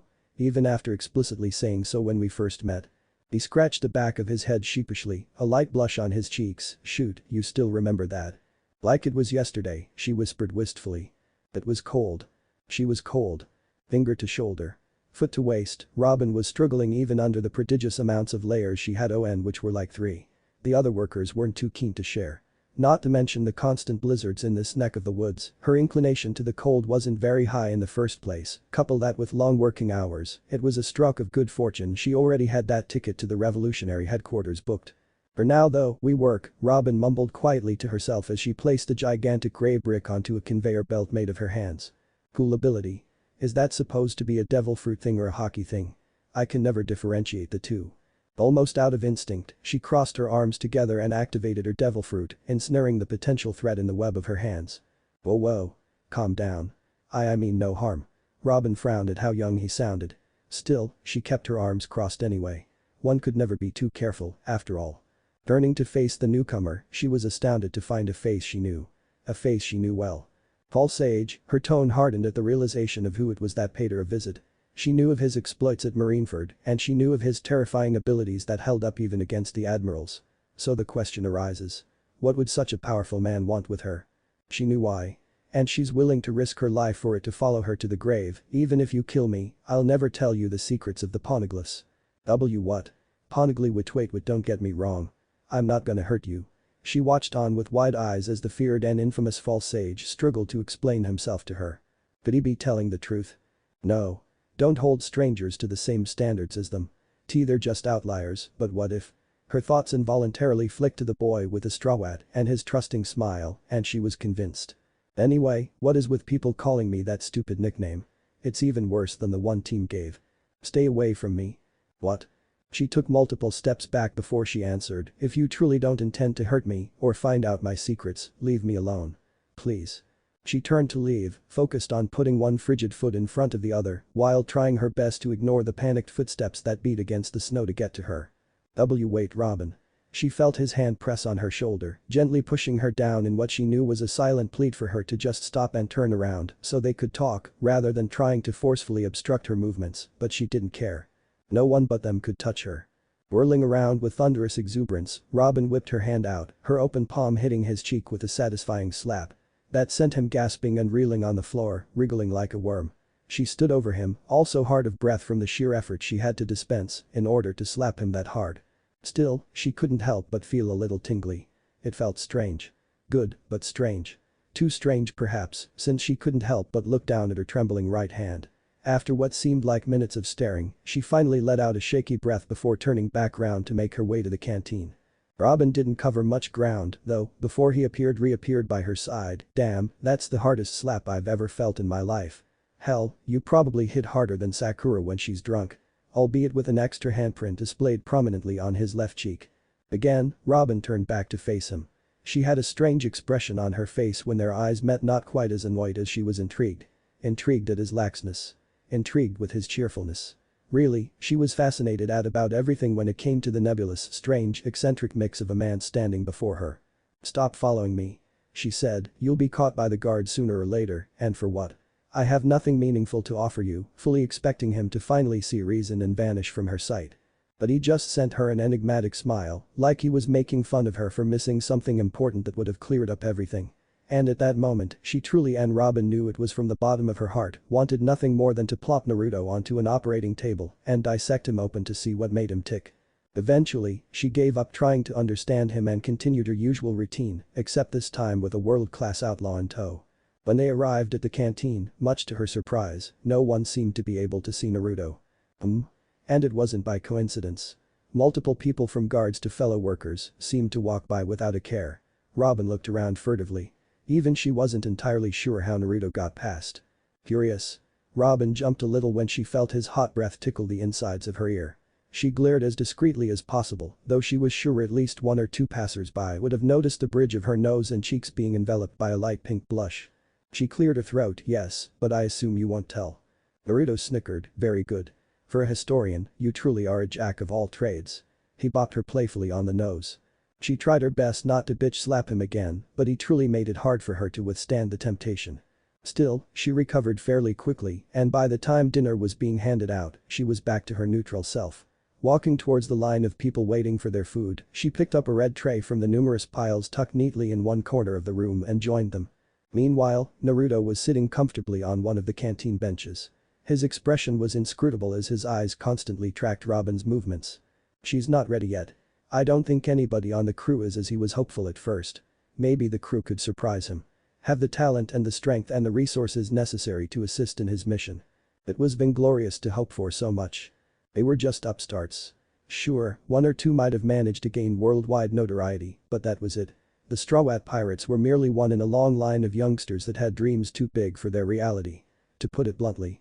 They had no substance, no foundation, not even a barricade to hold them through a rough patch. And to fight both the Yonko and the Admirals, he needed Atlas himself to hold up the sky. He sighed and shook his head. "Well, no point crying over spilt milk. I'll work with what I have." Naruto shifted his gaze over at the black-haired woman encroaching upon him, starting with this one. When Robin was finally situated, he began. "Like a Robin. You're a smart woman, and I assume you're someone who cares just as deeply for your crew as Luffy, right?"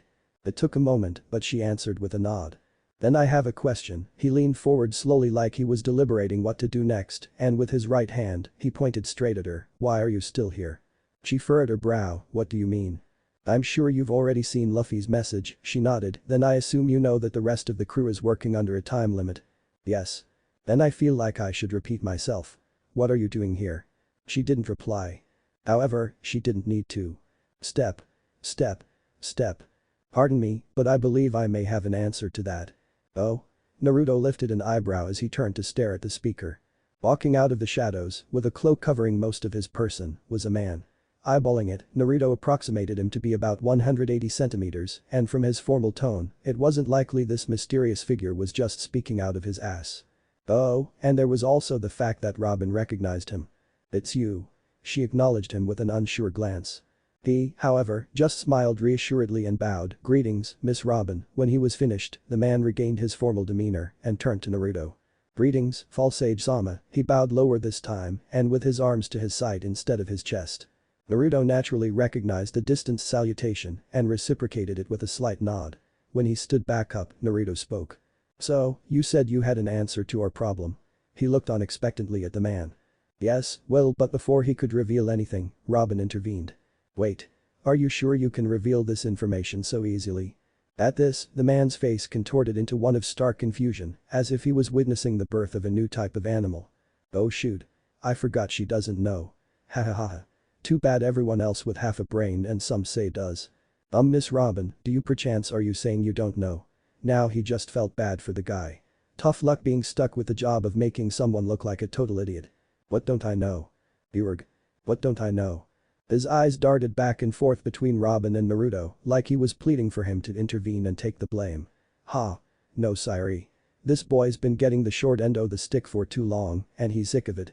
Ultimately, when he realized that help was not coming and instead was enjoying the heck out of his misfortune who wouldn't. Well you don't count. Ha. Take that. The man just sucked it up and opened his mouth. According to my intel, Mr. Naruto Uzumaki is a part of the Straw Hat Pirates. Sip. It's been 30 minutes now, Naruto estimated. 30 minutes since they had finished their reminiscing. 30 minutes since either of them last spoke. Now, all that could be heard was the soft, gentle rhythm of the ocean waves as they ebbed and flowed against the sunny sturdy hull. He didn't know why she would come here, telling him she'd wanted to chat, only to end up saying nothing for the better part of an hour. Still, he could hazard a guess. WOOHOOOO I love you Surumia. From above deck, where everyone but them was located, Naruto could hear the rowdy yells of his captain and crew as they played with their newest member. Looks like someone's having fun, Naruto whisper groaned, not half as annoyed as he was exasperated. After all, Surum was the giant octopus he would sporadically see lazing about their ship as it sunk lower and lower into the abyss. You have to give them some slack. It has been an uneventful journey so far. You can only look into the deep blue sea and feel that same sense of awe for so long, he supposed she had a point. However, understanding is one thing, accepting it was a whole other ballgame. I guess he collapsed onto the table, if only they were a bit more considerate of people who enjoyed silence. Naruto looked up at Robin, who was reading a little booklet titled The Lost History of Fishman Island. That's why you're here, isn't it? To find some peace and quiet. I wonder. He rose from his slump to gawk at her, bewilderment clear in his eyes. Heh. What you mean? Closing her book and placing it onto the table with a soft tap, Robin returned Naruto's stare with one of her own. Well, although I do agree the quiet is nice once in a while, don't you ever feel lonely? He opened his mouth to retort but sealed it shut once he realized he had no good comeback to that. Honestly, I think you've put your goals on too high a pedestal. Don't you think it's time you find some way to relax? Robin continued, her gaze still fixed upon his. But I have to go back. To my family. Something flashed in Robin's eyes then. And although Naruto didn't see it, any third party would have spotted the sorrow in her eyes. Drawing out a tired sigh, she responded, and the promise was that he'd allow you to go back and fix your mistakes. It wouldn't be too hard to assume a being powerful enough to bring you over to our world wouldn't be able to mess around with time a little, right? He didn't answer, but Robin felt she had already gotten her point across and stood up to place a hand on his shoulder. We're here for you. All of us, especially that captain of yours, she smiled, he's the biggest busybody I've ever had the pleasure of knowing. I know. It's just look, can we have this talk another time? Robin's smile strained, but there was no change to her voice when she responded, sure. Another time. On the way to the door, she couldn't help turning around to glance at him one last time, and the moment her eyes landed on his bent pitiful frame, she muttered wistfully to herself, if only. Robin didn't say any more and walked towards the exit, yet despite the turmoil of feelings he had left her in, she closed the door with her usual gentle faculty. Click. Click. Robin allowed herself to release a shaky sigh. No one would see her here. She was safe. Why can't you let go? Was the most recent thought that had traitorously entrenched itself into her skull, and however cruel it may sound, she just couldn't bring herself to feel guilty. No, I'm not the one at fault here. If only he wasn't so stubborn she sighed and stared up wearily at the ceiling, imagining the rest of the crew on the deck, specifically her captain. You know, you're a lot like Luffy, Naruto, no matter how much you want to deny it the same charm and charisma, the same drive and determination. And the same type of dogged stubbornness, she mumbled absent-mindedly, her mind wandering down the annals of her history with both men and their accolades. The world wouldn't allow her to muse on it for long, though, when from the corner of her eye, Robin noticed the minute shifting of the floorboard from across the hall. It didn't creak, but with her Kenbenshoku haki, sound didn't play an important role at all. Robin tilted her head to the side. Her brow had furrowed almost unconsciously as she observed the world through the lens of haki. The world seemed to slow to a screeching halt as she did, and as if to reflect that, every minute detail visible to her eyes began to freeze over as well. She always felt strange using this particular form of hockey. So addicting to the cardinal senses that one wrong move and the world would cease to exist, with naught but her and the eternal frozenness of time before she would eventually drop dead at the overexertion of her soul. Robin shuddered to imagine such pathetic fate, so much so that she hadn't dared to even conceive training in such a risky technique until well over a year after her first encounter with Dragon, then another one after that to master it, along with the much safer Busoshoku hockey. But enough of that, we still have our little stowaway to take care of. Taking in a deep breath, she honed her gaze onto the wooden walls with ruthless attention. Then, with a tiny wisp of her will, the obstacles that had previously obfuscated the intruder was flicked out of existence, giving her a better look at his face. It was surprising, to say the least, if not disquieting to know that the ship's lackluster defense and moreover her crewmates' obliviousness had allowed someone of his caliber to embark on the Sunny. Shifting herself to stand on the soles of her feet, Robin slowly crept up against the wall, taking great pains to be as quiet as possible as she discreetly began to sneak up on the intruder. It was easy getting close to him. Too easy. Unfortunately, it was only after she was a mere hop, skip and a jump away did Robin notice that something was amiss.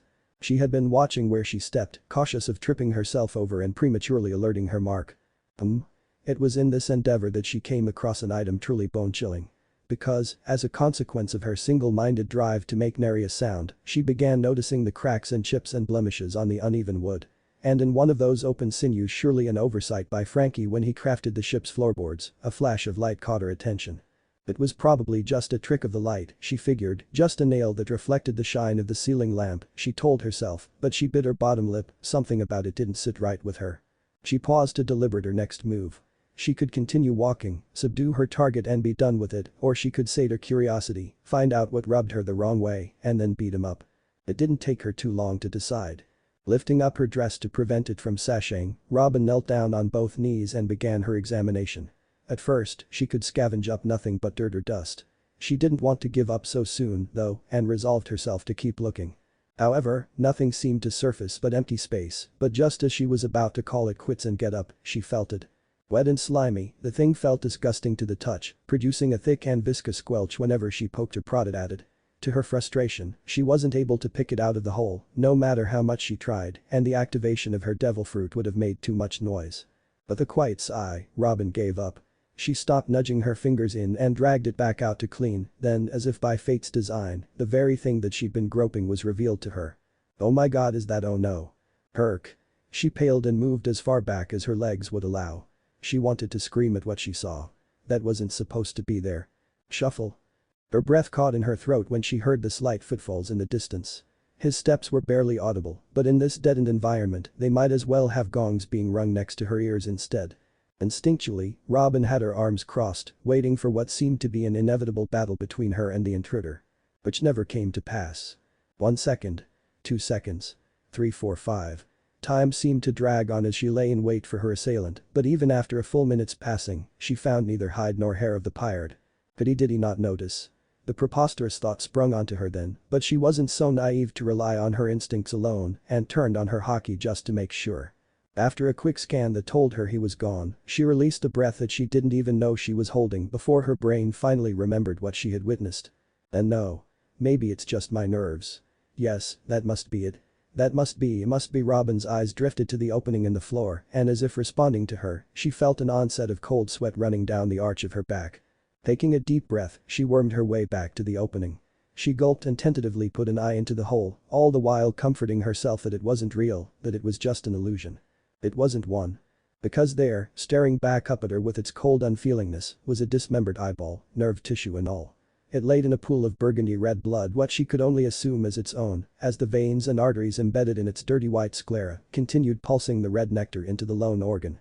The sight itself almost had her puking, but what was worse, what was infinitely times worse, was that it had no place here in the Sunny.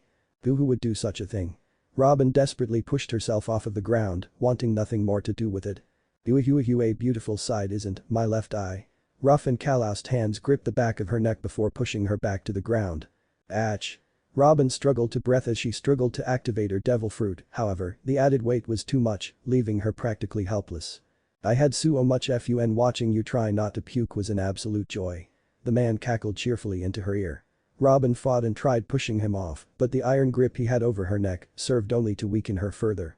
All she could do now was watch as the man she thought was nothing celebrated over her, and as Robin's eyes drooped and her brain started shutting off from the lack of oxygen, she heard him mete out one final ridicule. Currently, Naruto could do nothing but feel ambivalent.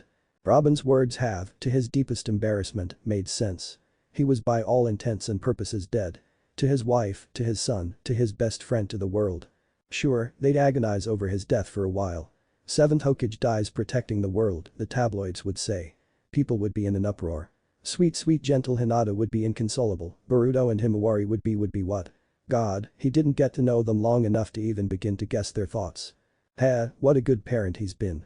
Moving on, he had no choice, any longer reflecting on the thought would have just brought him to tears. Sakura and Kakashi-sensei and in team.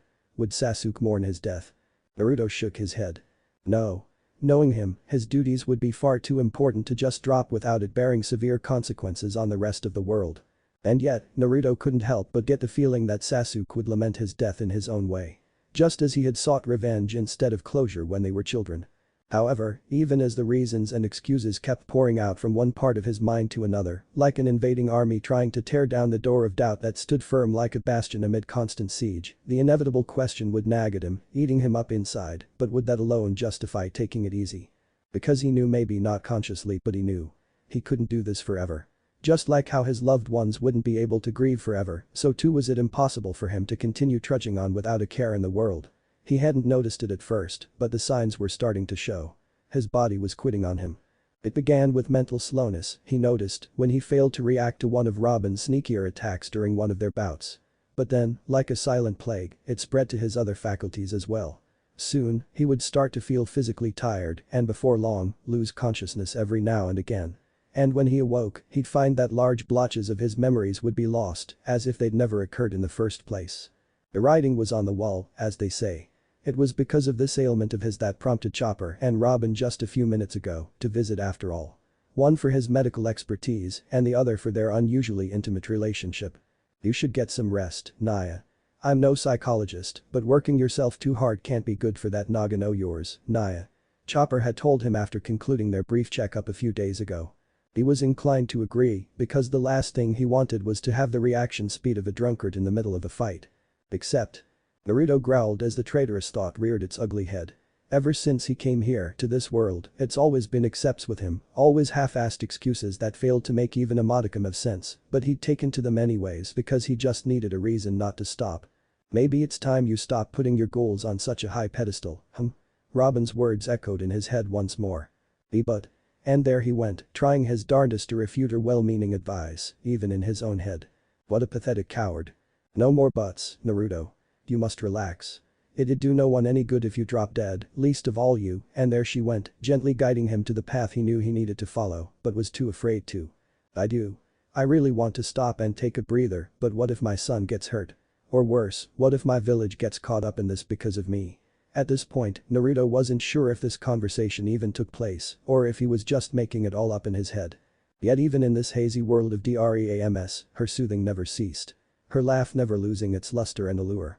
Naruto, if he had to describe it, Robin's voice was akin to a pleasant caress, like a gentle hand wiping away the dirt and grime and sweat on his forehead before telling him it was okay to take a break. It was okay to just be. Why yes. Suddenly, he found himself unable to speak.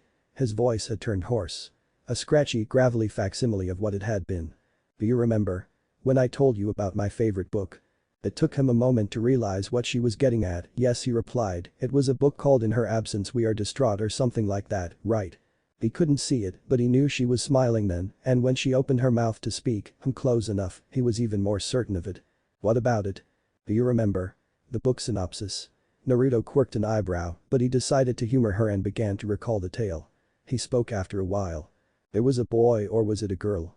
Anyways, the child had gone missing one summer morning, and his entire family was worried sick when they didn't see him come home for lunch, Naruto recounted, his face scrunched up as he tried to remember the finer details of the story. Then I think they went searching for him, right? Robin made a sound of acknowledgement. Naruto sighed and continued, they would go on spending the entire afternoon searching for him, involving the town guards, the city constable, and multiple kind strangers who offered to help in the child's search. And who were these kind strangers? They were people from a foreign land. merchants, or something in that vein. In the end, 4 squads were formed. One was the parents and the constable, the town guards and the merchant caravan formed 2 more, and finally, the family's daughter was paired with the caravan's young leader. Throughout the entire afternoon, she and him would go around asking passers-by if they had seen him, and without fail, no one knew anything. Naturally, this distressed the daughter greatly, to the point where she would become irritable and volatile. I see. What happened next? After night had fallen, everyone had given up, and in a unanimous decision, it was decided that they would keep looking for him the next day. However, the daughter, loving her brother dearly, disobeyed her parents and snuck out to search alone. Oh? Was she really alone? And no, I guess not. When she climbed out the window, she was surprised to find the man she was partnered with loitering next to their house. He told her he knows where her brother is and will tell her where he is, but only on the condition that she calms down. Of course, the daughter didn't believe him, thinking he was just trying to show off. Not surprising, seeing as it had been a full day and he hasn't mentioned this to anyone. So, how does this story end? I don't remember, Naruto answered sheepishly, somewhat afraid that she would be disappointed at him. Then I suppose I'll just have to finish it for you. Would you like that? But contrary to his expectations, she didn't seem to care one bit and just smiled as if she had expected him to forget. Yes, I would like that very much, Naruto returned her smile, then waited for her to continue where he left off. Now where were we? So, after 3 hours of searching and no results to show for it, the daughter eventually gave in and she told the man she had calmed down before begging him to tell her where her brother was. He didn't believe her, asking her to prove it to him by telling him what she did wrong that day. The girl, now forced to actually consider her actions, was stumped and wasn't able to give him a proper answer. The man didn't hold it against her, having predicted her inability to explain herself and answered in her stead. He told her he'd been watching the entire day. Being an outsider, it was very easy for him to observe her interactions without bias, and subsequently, it was even easier to deduce her faults. He spoke of her mania, how her emotional instability had further caused distress and fear in both her parents and the guards. This fear bred a sense of urgency to find the boy, and urgency bred carelessness. They had missed many a place, instead searching in the most suspicious, seediest locations. After all, her panic had made them assume the worst, and what if he really was there? It couldn't hurt to look. That was why, he regaled, after the search was mostly over, he gathered his caravan and began a separate search. This time though, he sifted through the city with a fine comb, and after a mere 30 minutes, they were able to successfully find the boy who was playing in the city lord's garden the whole time. The girl, now thoroughly ashamed, apologized to the man and asked what she could do to repay him for his kindness. In response, the man expressed that he didn't want anything in return, only that he hoped she would learn to keep a clearer mind the next time around. There was a brief stint of silence after she concluded the tale, where neither party spoke. It was Robin who broke the ice. Did you like the story? Yes, came the reply. Robin continued to ease him in, and did you understand the story? Naruto knew what she was trying to do, but he let her do it anyway. Yes, again, he affirmed. Here it was, the moment of truth. Do you know why I chose to retell you this story now, Naruto? Silence. So badly so many times before he wanted to just admit it to her face. That he'd take it easy, that he'll take what he can get and do things one at a time. But what if? On the off chance. Like sturdy gatekeepers, they hold him off. Prevent him from facing his problems directly and force him to take the coward's way out. He lied to himself so many times before, and if they kept sticking around, he'd lie to himself again and again after. At least, that was until he met her. Naruto, I believe in you, she'd imply in their daily exchanges. Naruto, you can do it, she'd whisper if only he took to reading between the lines. And when he found himself in one of his slumps like this one, she'd barge down the door and tell him it was. Naruto. It's Robin. She's disappeared.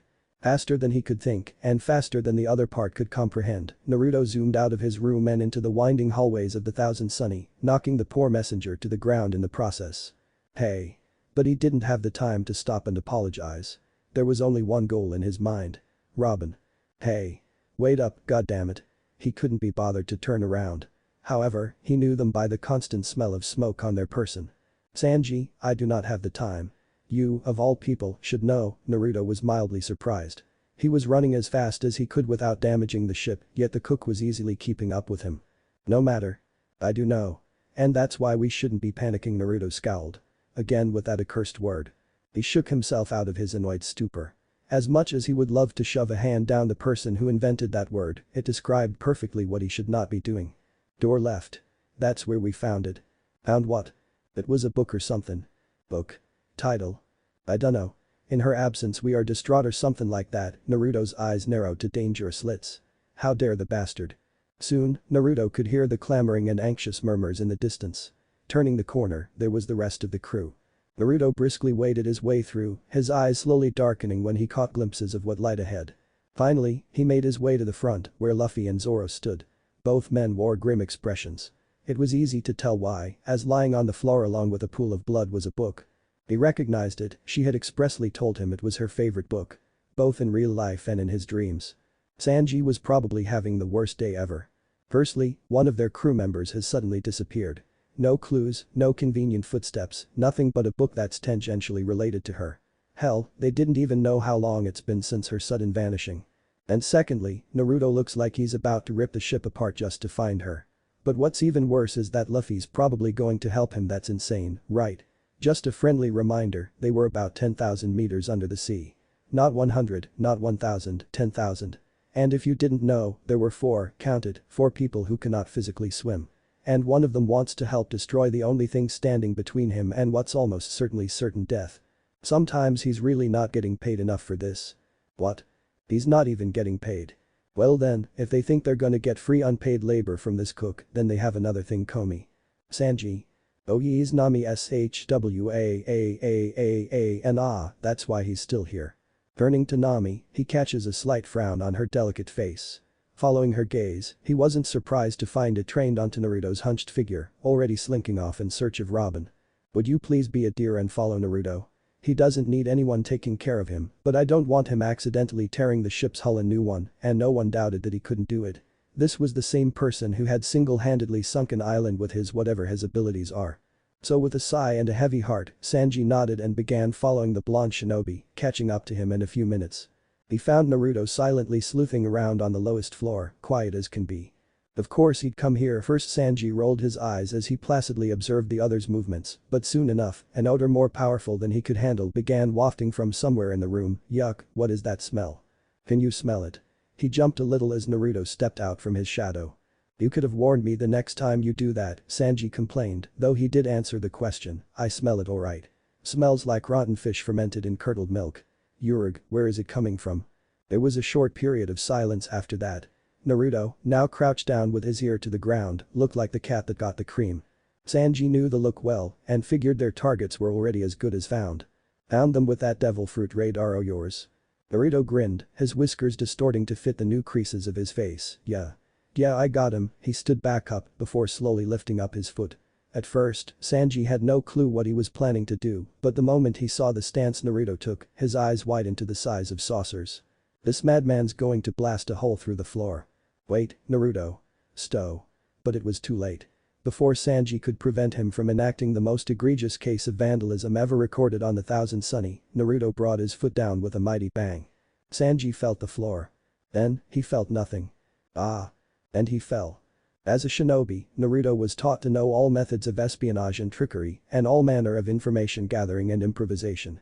They were essential to the craft, and although he couldn't say he did a stellar job of learning them all by heart that honor goes to team, he could still recall most of them on short notice. But this. Nothing taught back in his world could have prepared him for this. What is this? Naruto didn't need to turn around to know that that was Sanji, nor did he need to turn around to know that the man was probably referring to the wet mushy dirt they were standing on. Swamp, Naruto replied, his eyes narrowing into slits as he studied his surroundings. His senses told him that a large quantity of natural energy was suddenly being let out at the bottom of the ship. Who would have known it was because of all this? And this was all by one man. It wasn't like anything he's ever seen before. A man-made swamp produced solely through the use of natural energy. Common sense dictates that that would be impossible, that it would overtax any sage unless it was him, and even then it would take him a massive amount of time. And yet here it is, a biome inside a ship, created in the span of what he could only assume to be a few days. For once in this strange world, Naruto couldn't help but feel worried. What if he was underestimating this place the entire time? What if he hasn't yet seen the upper limits of this world? What if? No. This is no time to get scared now. Robin's life is on the line, and second-guessing yourself will get both you and her killed. Just do what you always do. Win. Well, there's no time like the present, he thought, time to get to the bottom of things, and without so much as a moment's hesitation, he began wading through the knee-high sludge and muck that plagued the entirety of the bottom deck. Sanji, seeing him go even deeper into the goo, frantically began to follow, all the while grumbling quietly, "Arg. I know that. But why's it here in the first place?" Eventually, the pair arrived at what they could only guess to be the ladder that one would normally take to get down. Of course, since they had entered via the floor, this ladder was useless for now. "So, where do we go from here?" he heard Sanji say, and to be entirely honest, he wasn't sure either. For the bottom deck of a ship, it was surprisingly labyrinthian, not to mention how all but a few meters in front of them were obscured by pitch darkness, and unless he performed a fire jutsu, not that he would, with this being a wooden ship, it would have to stay that way. "Hey Naruto. The mud sludge thingy is starting to thicken up around here. Maybe there's something over there." Naruto's gaze followed Sanji's finger over yonder, and sure enough, it was just like he described. Better than going in a random direction, I suppose, he thought, and after a moment's contemplation, started walking. Drip. Drip. Sniff sniff sniff. Huff, I'm so bored.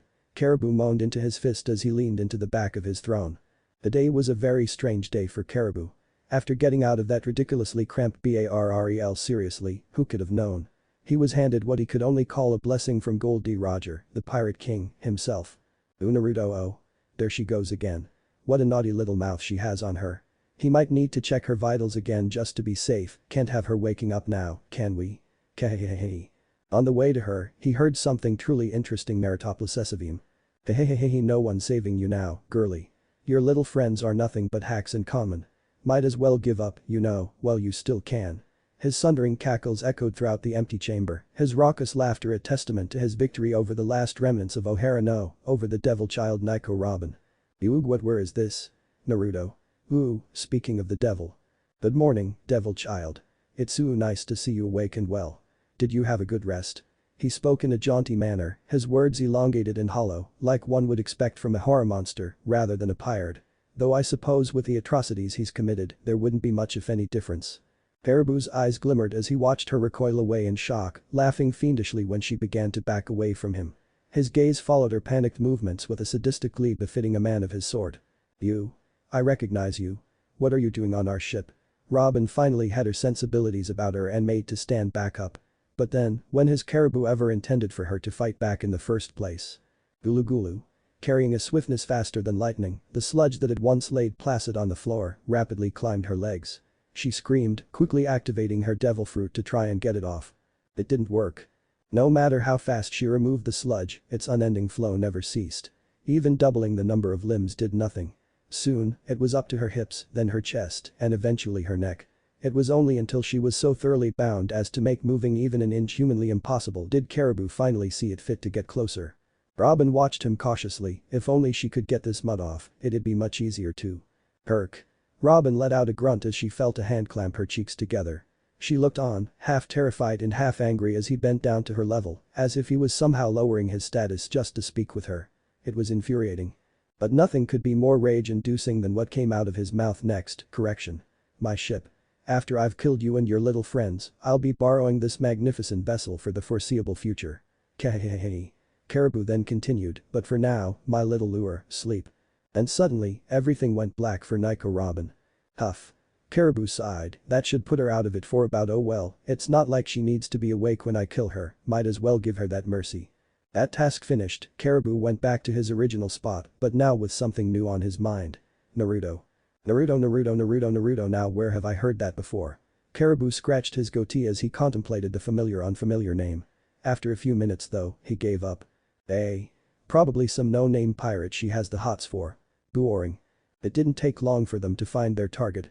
Sitting on a large throne of his own making, with his chin on his arm and a smug smile etched onto his face, was wet-haired Caribou, or so Naruto's sources say. More importantly, however, was the unconscious Robin laying beside him. Naruto gritted his teeth. That bastard was going to pay. Walking out of the shadows, Naruto and Sanji confronted Caribou. The man didn't seem surprised when he spotted them. He stood up, lifting his arms into the air as if he was greeting them. Why, I'm so glad you could all wait, where's the rest of your crew?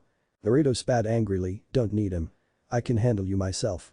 There was a pregnant pause in the air as Caribou's brain began computing what he just heard. That was, until he burst out laughing. Is that right? You're going to defeat me, the wet-haired Caribou? Almost as quickly as his confusion turned to amusement, it just as quickly transformed into all-encompassing rage. I absolutely hate you strawwats and your arrogance. Nothing makes my blood boil more than pieces of trash like you thinking you're so good. Like you're the king o' the world. Caribou gesticulated wildly, but lem tell you something you good for nothing clowns. You are frauds.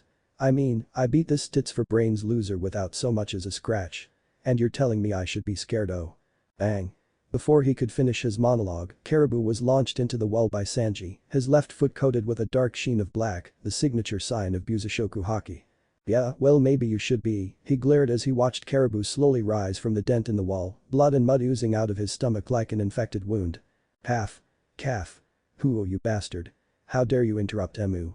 The world faded into nothingness for Caribou as he felt his stomach being ripped to shreds by what he could only describe as 1,000 starving beasts, each centimeter of his midriff a tasty morsel for their hungry maws. However, with the last piece of strength he could muster, the last ounce of effort in his decaying body, Caribou looked up. His eyes widened, and terror reigned. Why you? I finally remember. Why you're the… Rip.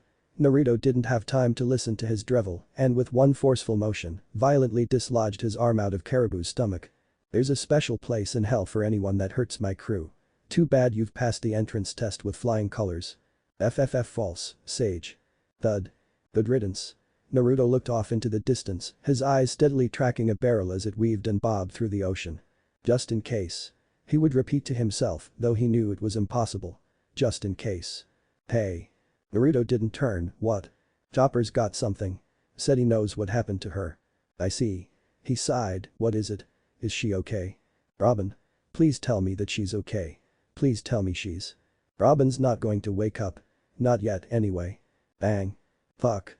A dull, aching, throbbing pain consumed the entirety of his fist. It hurts to hit metal, but it's nothing compared to hearing what he just heard. Funny, I said the exact same thing when he broke the news. Naruto spun around. It was hard to see through the tears, but he recognized that mop of golden blonde anywhere. How can you be so nonchalant? He murmured, how can you be so calm? Sanji frowned, I'm not. He lifts up a leg for Naruto to see. It was pitch black like searing hot charcoal. Burned like it too, I'm barely holding back the urge to swim out and rip the dead bastard a new one. Idiot, by now the barrel's too far up. You'd drown long before you can even spot the damn thing. Suddenly, a newcomer spoke up, drawing both their attention. Nami sashayed down the deck towards the pair, a serious look on her face. Nami, Naruto greeted, though he didn't have the energy to pretend to be happy to see her.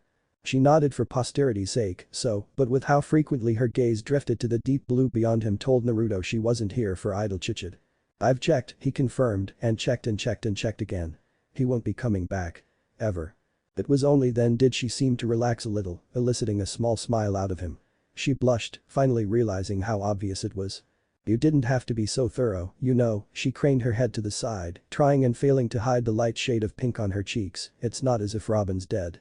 Well, he certainly made her look like it, Sanji grunted from where he was, a tad bit farther now because of the cigarette between his fingers. And so what if she isn't, Naruto added, the state she's in isn't much better. No it's not, but Nami sighed, pinching the bridge of her nose in frustration, look, I'm not saying he didn't get what's coming to him, but what you did was overkill.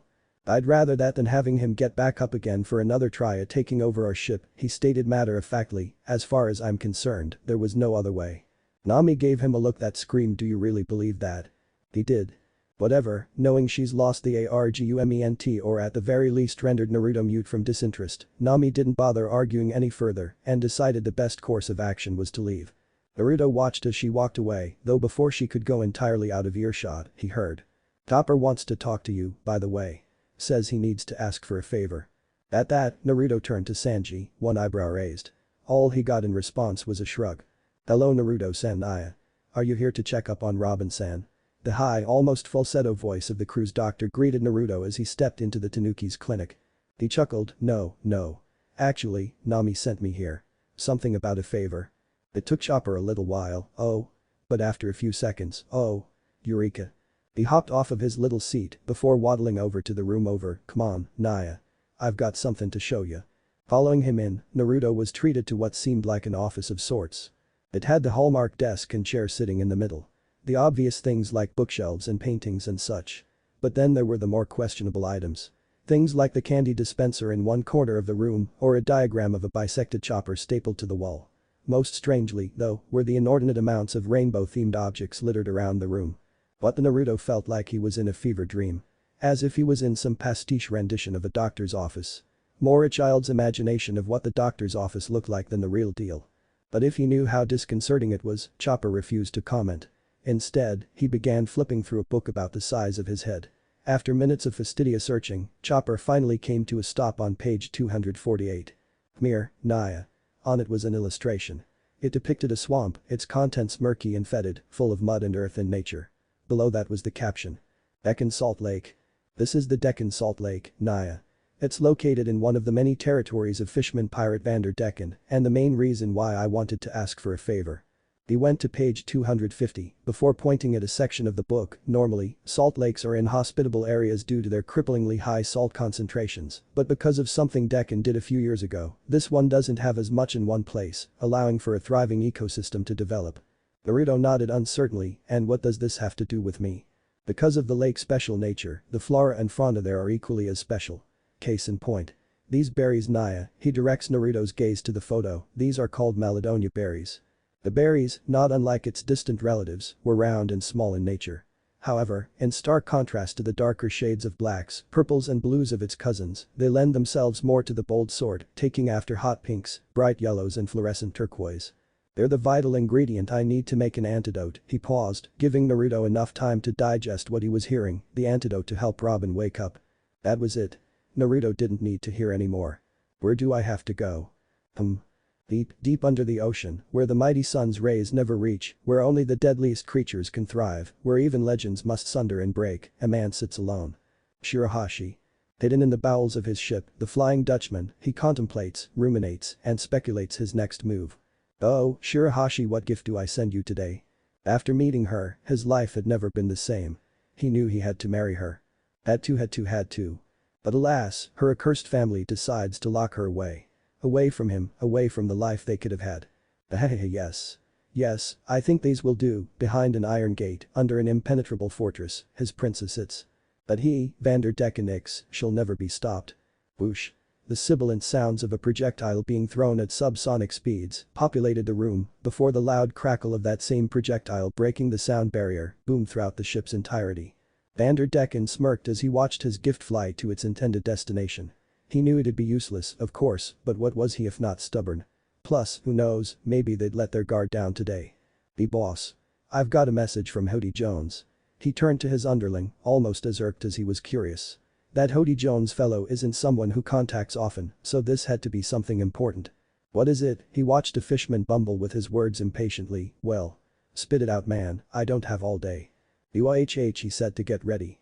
Something about a Straw Hat Pirates and how we have to destroy them. HRM? Straw Hat Pirates, why does that name not ring a bell? He rubbed his scraggly goatee in an effort to conjure up an image of the aforementioned pirate crew. But after minutes of hopeless pondering, he gave up. Tell me, Kagetsumi, why should we, the crew of the Flying Dutchman, do what he says? Kagetsumi, the fishman stumbled on his words. HH, he says they're trying to go through our territory. Decken countered, countless others have too. What makes these different? He also says they apparently befriended Princess Shirahashi's pet shark. Maybe they can be the key to getting to the… Well, why didn't you say so? Kagetsumi shrieked as he was pushed out of the way, his captain already flying through the door, barking out orders and demanding for the crew to wake up. BOHA, this is great. If I can catch that shark, maybe I could hold him ransom. Then she'll have to marry me. Yes, it's all coming together now, no Hazuda. He watched his boss cackle devilishly to himself. What are you still doing here? Get going with the rest of them. Kagetsumi nodded hurriedly before scampering out the door. TCH. Doesn't he know how crucial this is for me?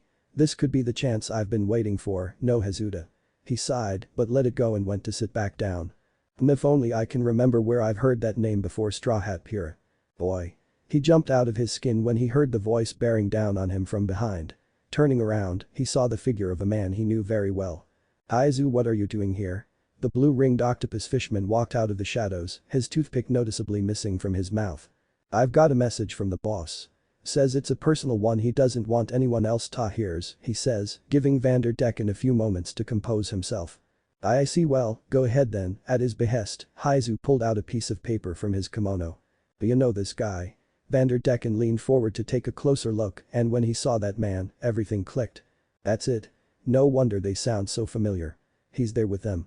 Aizu continued after seeing the look on his face, I guess you do. This is Naruto Uzumaki. Just recently he's been classed by the world government as a Yonko commander level threat, though if our sources are correct, they may be upping him to Yonko level. Why Yonko level? No Hazuda. He couldn't believe this. The false sage was going to be treated like a Yonko. That's right, but we're not going to allow that, Vanderdecken frowned. How are you going to do that? No Hazuda. Our captain, Hody Jones, has a plan. He watched the Octopi man smile, he's going to assassinate that Naruto and claim the title of Yonko for himself. Why it? DT that's crazy. Are you insane? Vanderdecken couldn't believe it. Who would be so insane as to try and assassinate someone even the world government thought was a threat? For too long, the position of Yonko has been dominated only by humans. For too long, us fishmen no matter how infamous or strong, will never be put on the same pedestal as those humans. But if he kills Naruto Uzumaki, he can become someone even greater than Fisher Tiger. Someone superior to almost every other human. Then, with his strength, the age of fishmen will finally come. He gulped, not liking where this was going at all. I see, and where do I fit into this? The air will be a distraction, to put it simply. Bang. He slammed his fist on his chair, damn you. What makes you think I'll follow your little plan? Do you even know what you're asking me to do? Oh, but we ain't a skin. What the hell do you? Shing. Beads of sweat ran down his face as he was met with a deadly gleam of Haizu's sword, HRK. What do you think you're doing? All he received was a chuckle, look, we aren't asking ye to do much. Hell, we'll even give you the shark after we finish. That's what ye want right? It's a pretty fair trade. Ye stick your neck out with the rest of us, then when it's over, you get what you want. Win-win am I right? Vanderdecken gritted his teeth, still furious at how a mere lackey dared point a sword at him. Still, with the way things are now, that shark takes precedence over his pride. Fine, but get your stupid sword out of my face, he made to grab the sword, but before he could, Haizu quickly withdrew it back into its sheath. I wouldn't try that again. My sword's been coated with my poison, and I don't get into the habit of carrying around antidotes, he chuckled to himself before leaving, anyways, I'll be up on the deck if you need me, and remember our agreement, yeah? See ya. Click. The door shut, leaving Vanderdecken alone with nothing but his thoughts. What have I gotten myself into? Nami thought inanely, because she already knew the answer to that question when she first joined this insane crew. I keep forgetting I'm a Straw Hat Pirate. I'd go insane trying to answer that question. Yo Nami, not going to wish me luck? His voice bounced itself around her eardrums, and she frowned. Rolling her eyes, she turned to retort, you don't need luck, mister, I can beat up all the admirals. He lifts up one eyebrow, you know that was a fluke right? Not according to the press. In fact, I hear the world government's thinking of making you a Yonko-level pirate. Naruto's face switched between one of wonderment and worry, no doubt because of the troubles and excitement this new title would bring. Seeing him like this, Nami couldn't help but smirk. Don't worry about it too much. I'd say you should be celebrating. I know those boys will. He sighed, shaking his head, you got that right, sometimes they can be the most annoying people in the world and other times they almost make the patience worth it. Nami leaned on the deck rails, a melancholic look on her face, you really are different from the false sage I thought you'd be. I guess looks can be deceiving, huh? Tell that to your captain. His smile is even more innocent than my daughter's, he grinned, nudging his chin below deck, where Luffy was almost certainly scarfing down bucket loads of food. Before Nami could reply, Sanji cuts in from afar away, Naruto. We have everything ready. It's time for you to go. Naruto waves his way to signal he understands, then turns to Nami with an apologetic look on his face. She shakes her head, go. We're all rooting for you. Thanks, she watched him leave, jumping out the ship with that same unshakable nerve back in Marineford, where he went toe-to-toe with the titans called Admirals and lived to tell the tale. His silhouette slowly shrank the deeper he went. Smaller and smaller and smaller until nothing.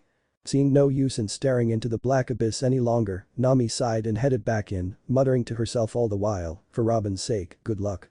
The first thought that crossed Naruto's mind when his feet touched the seafloor was cold. Despite his water breathing, it sadly did nothing to stop the freezing cold water from enveloping his entire body and chilling him to the bone. Still, he weathered it and began walking. Now, where to go at first, Naruto did what anyone would do when they were lost, which was walking in a straight line until you either reach your destination or get mugged. Whichever comes first, but after an hour straight of walking, with neither lake nor mugger in sight, he was forced to stop and reconsider his plans. As far as the eye can see, there were flat plains of sand and dirt stretching out to infinity. In fact, what scarce flora he could spot all already had one foot in the grave. For miles and miles on end, this mind-numbing scenery repeated itself, each and every rendition no different than the other. Apparently, the lake is supposed to be about yay big. Full of life and color and all the things you'd see in a normal body of water the size of a city. He turned a full 360 degrees in some vain hope he'd somehow find it somewhere. I think I'm in the wrong place. Unfortunately, there was no such luck. Damn it, how the hell does someone hide something like a giant lake so well? Naruto went to take another step, ready to keep up this aimless wandering for a few more hours, yet when suddenly, he felt the stomach-dropping sense of vertigo hit him and the world came tumbling down. Ai was all he could utter before his screams were deadened by the dense layers of sand that had magically appeared. Thud. Naruto crashed into the ground at breakneck speeds, sending plumes of dust flying as a crater took form below him. Ow, he groaned as he got up, more than a little winded from the fall. When he was finally on his feet though, his eyes widened and the dull pain on his left side was immediately pushed to the back of his mind. He chuckled to himself at what he saw, guess I wasn't in the wrong spot after all. There, in all of its glory was a ginormous body of water, spanning the full length and width of the underground cavern he found himself and apart from the tiny island he was standing on. And just like Chopper said, it was teeming with wildlife and vegetation. Anywhere he looked, no, everywhere he looked, there was something new to be found. Intricate rock formations the size of galleon ships. Schools and schools of unique fish gently gliding through the marine undergrowth. The crystal clear waters that shone from the sun's rays. He frowned, looking up. Wait. How can sunlight even reach this deep? What met him wasn't the sun or the moon or any celestial body really. The reason he could see so well, and probably the reason this lake could be so prosperous in the first place, was because of. Ah. I see you found my isla mackerel quite interesting. I take it that they've caught your fancy, Naruto swiveled around faster than a top, shocked. How did she sneak up on me? His eyes narrowed to dangerous slits as he studied the newcomer. She was of slim build. Thin arms and legs that should denote a frail constitution, though with her earlier stunt, he wouldn't trust this off-the-cuff examination very much. On her body was a frilly blue one-piece dress that covered everything from head to toe, but with the way her breasts jutted out suggestively, barely might need to be appended in front of it. And I see you're interested in my girls. It takes a lot to care for them, you know. Would you like to try touching them? She said teasingly, smiling almost playfully at his blushing. I'm married, don't you know? I won't cheat on Hinata. He growled, and who are you, anyway? The woman chuckled quietly to herself, the laugh carrying a wicked quality to it. I'm so glad you asked. You see, this is my home. And you're trespassing. Before Naruto could react, the woman transformed into a gigantic barracuda and charged him with nary a delay. Intruder. For Dekken-sama. She cried out, her maw opening so wide he could see the rows and rows of razor-sharp teeth itching to stab themselves into him and rip apart. Frog kata. Pressure leap. With one foot, Naruto easily vaulted over her. However, before she could turn around and pursue him, she was suddenly knocked to the ground with a boom. Erg. She struggled to right herself up. What happened to me? You. What did you do to me? Naruto didn't answer, he merely watched her struggle. Eventually, after she had run out of energy and reverted back to her humanoid form, he spoke. Is what you said true? She eyed him warily as he walked over to her. Ha. What the hell are you talking about? He kneeled down to study her and him. She frowned at his rigid stare, though not cowed by it. Are you really this place's caretaker? He repeated, this time gentler, in hopes that his shift in tone would ease her into answering. Yeah, what about it? What's it to you? She growled. I see. Naruto stood back up, mumbling something she couldn't hear, but after he finished, she was suddenly able to move again. Cautiously, she lifted herself, her movement slow and methodical. Just in case. However, before she could fully stand up by this point she was sitting kneeling. Naruto did something that stopped her in her tracks. Thud. Naruto fell down to all fours, his head bowed down to the ground. Please. I need your help. My friend needs something from your lake. A berry. I beg of you. Tell me where it is. What? She staggered back in surprise. The hell are you saying, man? I just need a handful. I'll be out of your hair the moment I get it. But he was steadfast and refused to move from his spot. She hesitated at the face of his desperation. On one hand, she was beholden to no one but Dekken-sama, and he had expressly told her not to let anyone in before that day. On the other, she was handily beaten by him, and she didn't doubt for a second that he could do it again, even in his current state. And she did feel kinda weird, seeing him like this. Who the hell gets on their knees to someone they just beat up? Arg, screw it. The faster I get him out of here the better. What Dekken-sama doesn't know won't hurt him. Fine. But you gotta split the second we finish or I'm calling for backup, got it? Finally, Naruto looked up and he was Ecstatic. Now, what the hell does that berry o' yours look like? I know everything there is to know about this place, so leave it me. On the way there, Naruto and the fishwoman introduced themselves to each other. Mian is the name, by the way, though all my friends call me Mia at least if I had any friends, she said, what's yours? Uzumaki Naruto, he answered with an eyebrow raised. He had never heard anyone be so nonchalant about that before, and likewise, my friends call me Naruto. I see Naruto, nice name, she nodded to herself, but damn isn't it crazy that we both have no friends. I mean, what are the chances? Naruto agreed. What a small world we wait, that's not right. He paused, turned to Mia, and said with an awkward look on his face, I do have friends, actually. Oh. Mia's cheeks became beet red from her blunder, I just thought you know since you said likewise and all that. He chuckled, no worries, I totally get it. It's just he refrained from speaking further, choosing instead to change the subject, so I've been meaning to ask. Mia bit at the chance to talk about something else, and what's that? How is this salt lake any different from any other salt lake? She answered instantly, well, that's because this is Dekan-sama's salt lake of course. I know that, but what did he do to make it so special? He saw her face scrunch up into a deep frown, as if she couldn't comprehend what he was saying. Eventually, after a couple more minutes of swimming, she got it. Ah. So that's what you mean. He gave her a patient grin, to which she replied with one of her own. She said, I dunno the specifics of it, but every few months or so, he'd have a bunch of guys with giant metal rods go deep underwater. I was never allowed to go in there whenever they do, so I can't tell you what happens next, but when they resurface, they would always come up empty-handed. Something to suck out the salt concentration, maybe? He suggested as they reached one of Mia's checkpoints. She shrugged, could be. It could also be for any other reason that I'm too stupid to figure out. Naruto accepted the answer at face value. It was plausible, he supposed, but he knew deep down that'd be rude to even think about. Now that we're halfway there though, I'd be a no-good saboteur if I didn't tell you about the trouble with those berries you're looking for, she scratched her head timidly, a shameful look on her face. Oh? What trouble? She bit her bottom lip and looked at anywhere but him. However, she did speak up, even if she was hesitant at the start. A few years ago, when Dekan-sama began this project, he used the flora and fauna of other aquatic ecosystems to jumpstart this one.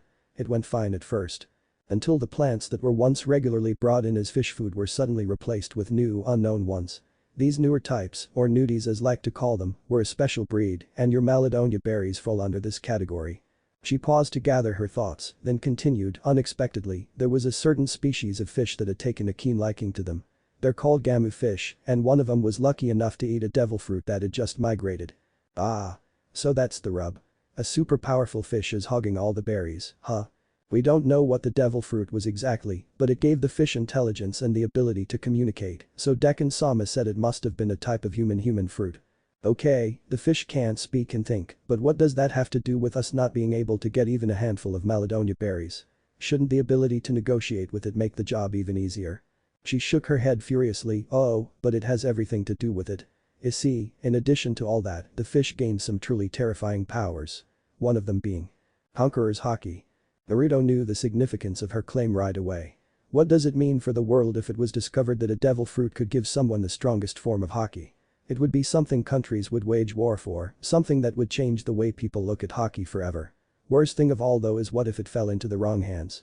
Certainly, he had no right to decide who deserved this knowledge, he was a pirate after all, but he knew it should never come under the capricious clutches of the celestial dragons. Terror is bad, sure, but organized evil is far more terrifying. The world shall know pain. He had heard stories from Tsunade and her subordinates during the Akatsuki's invasion. Even now, after so long, the memory of her face as she recounted it to him still gave Naruto goosebumps. That's why he couldn't let it happen again. Not on his watch. Liana, are you sure this wasn't due to something else? Are you absolutely sure it was gained through the devil fruit? Abruptly, he grabbed her by the shoulders, his intense gaze fixed squarely into her eyes.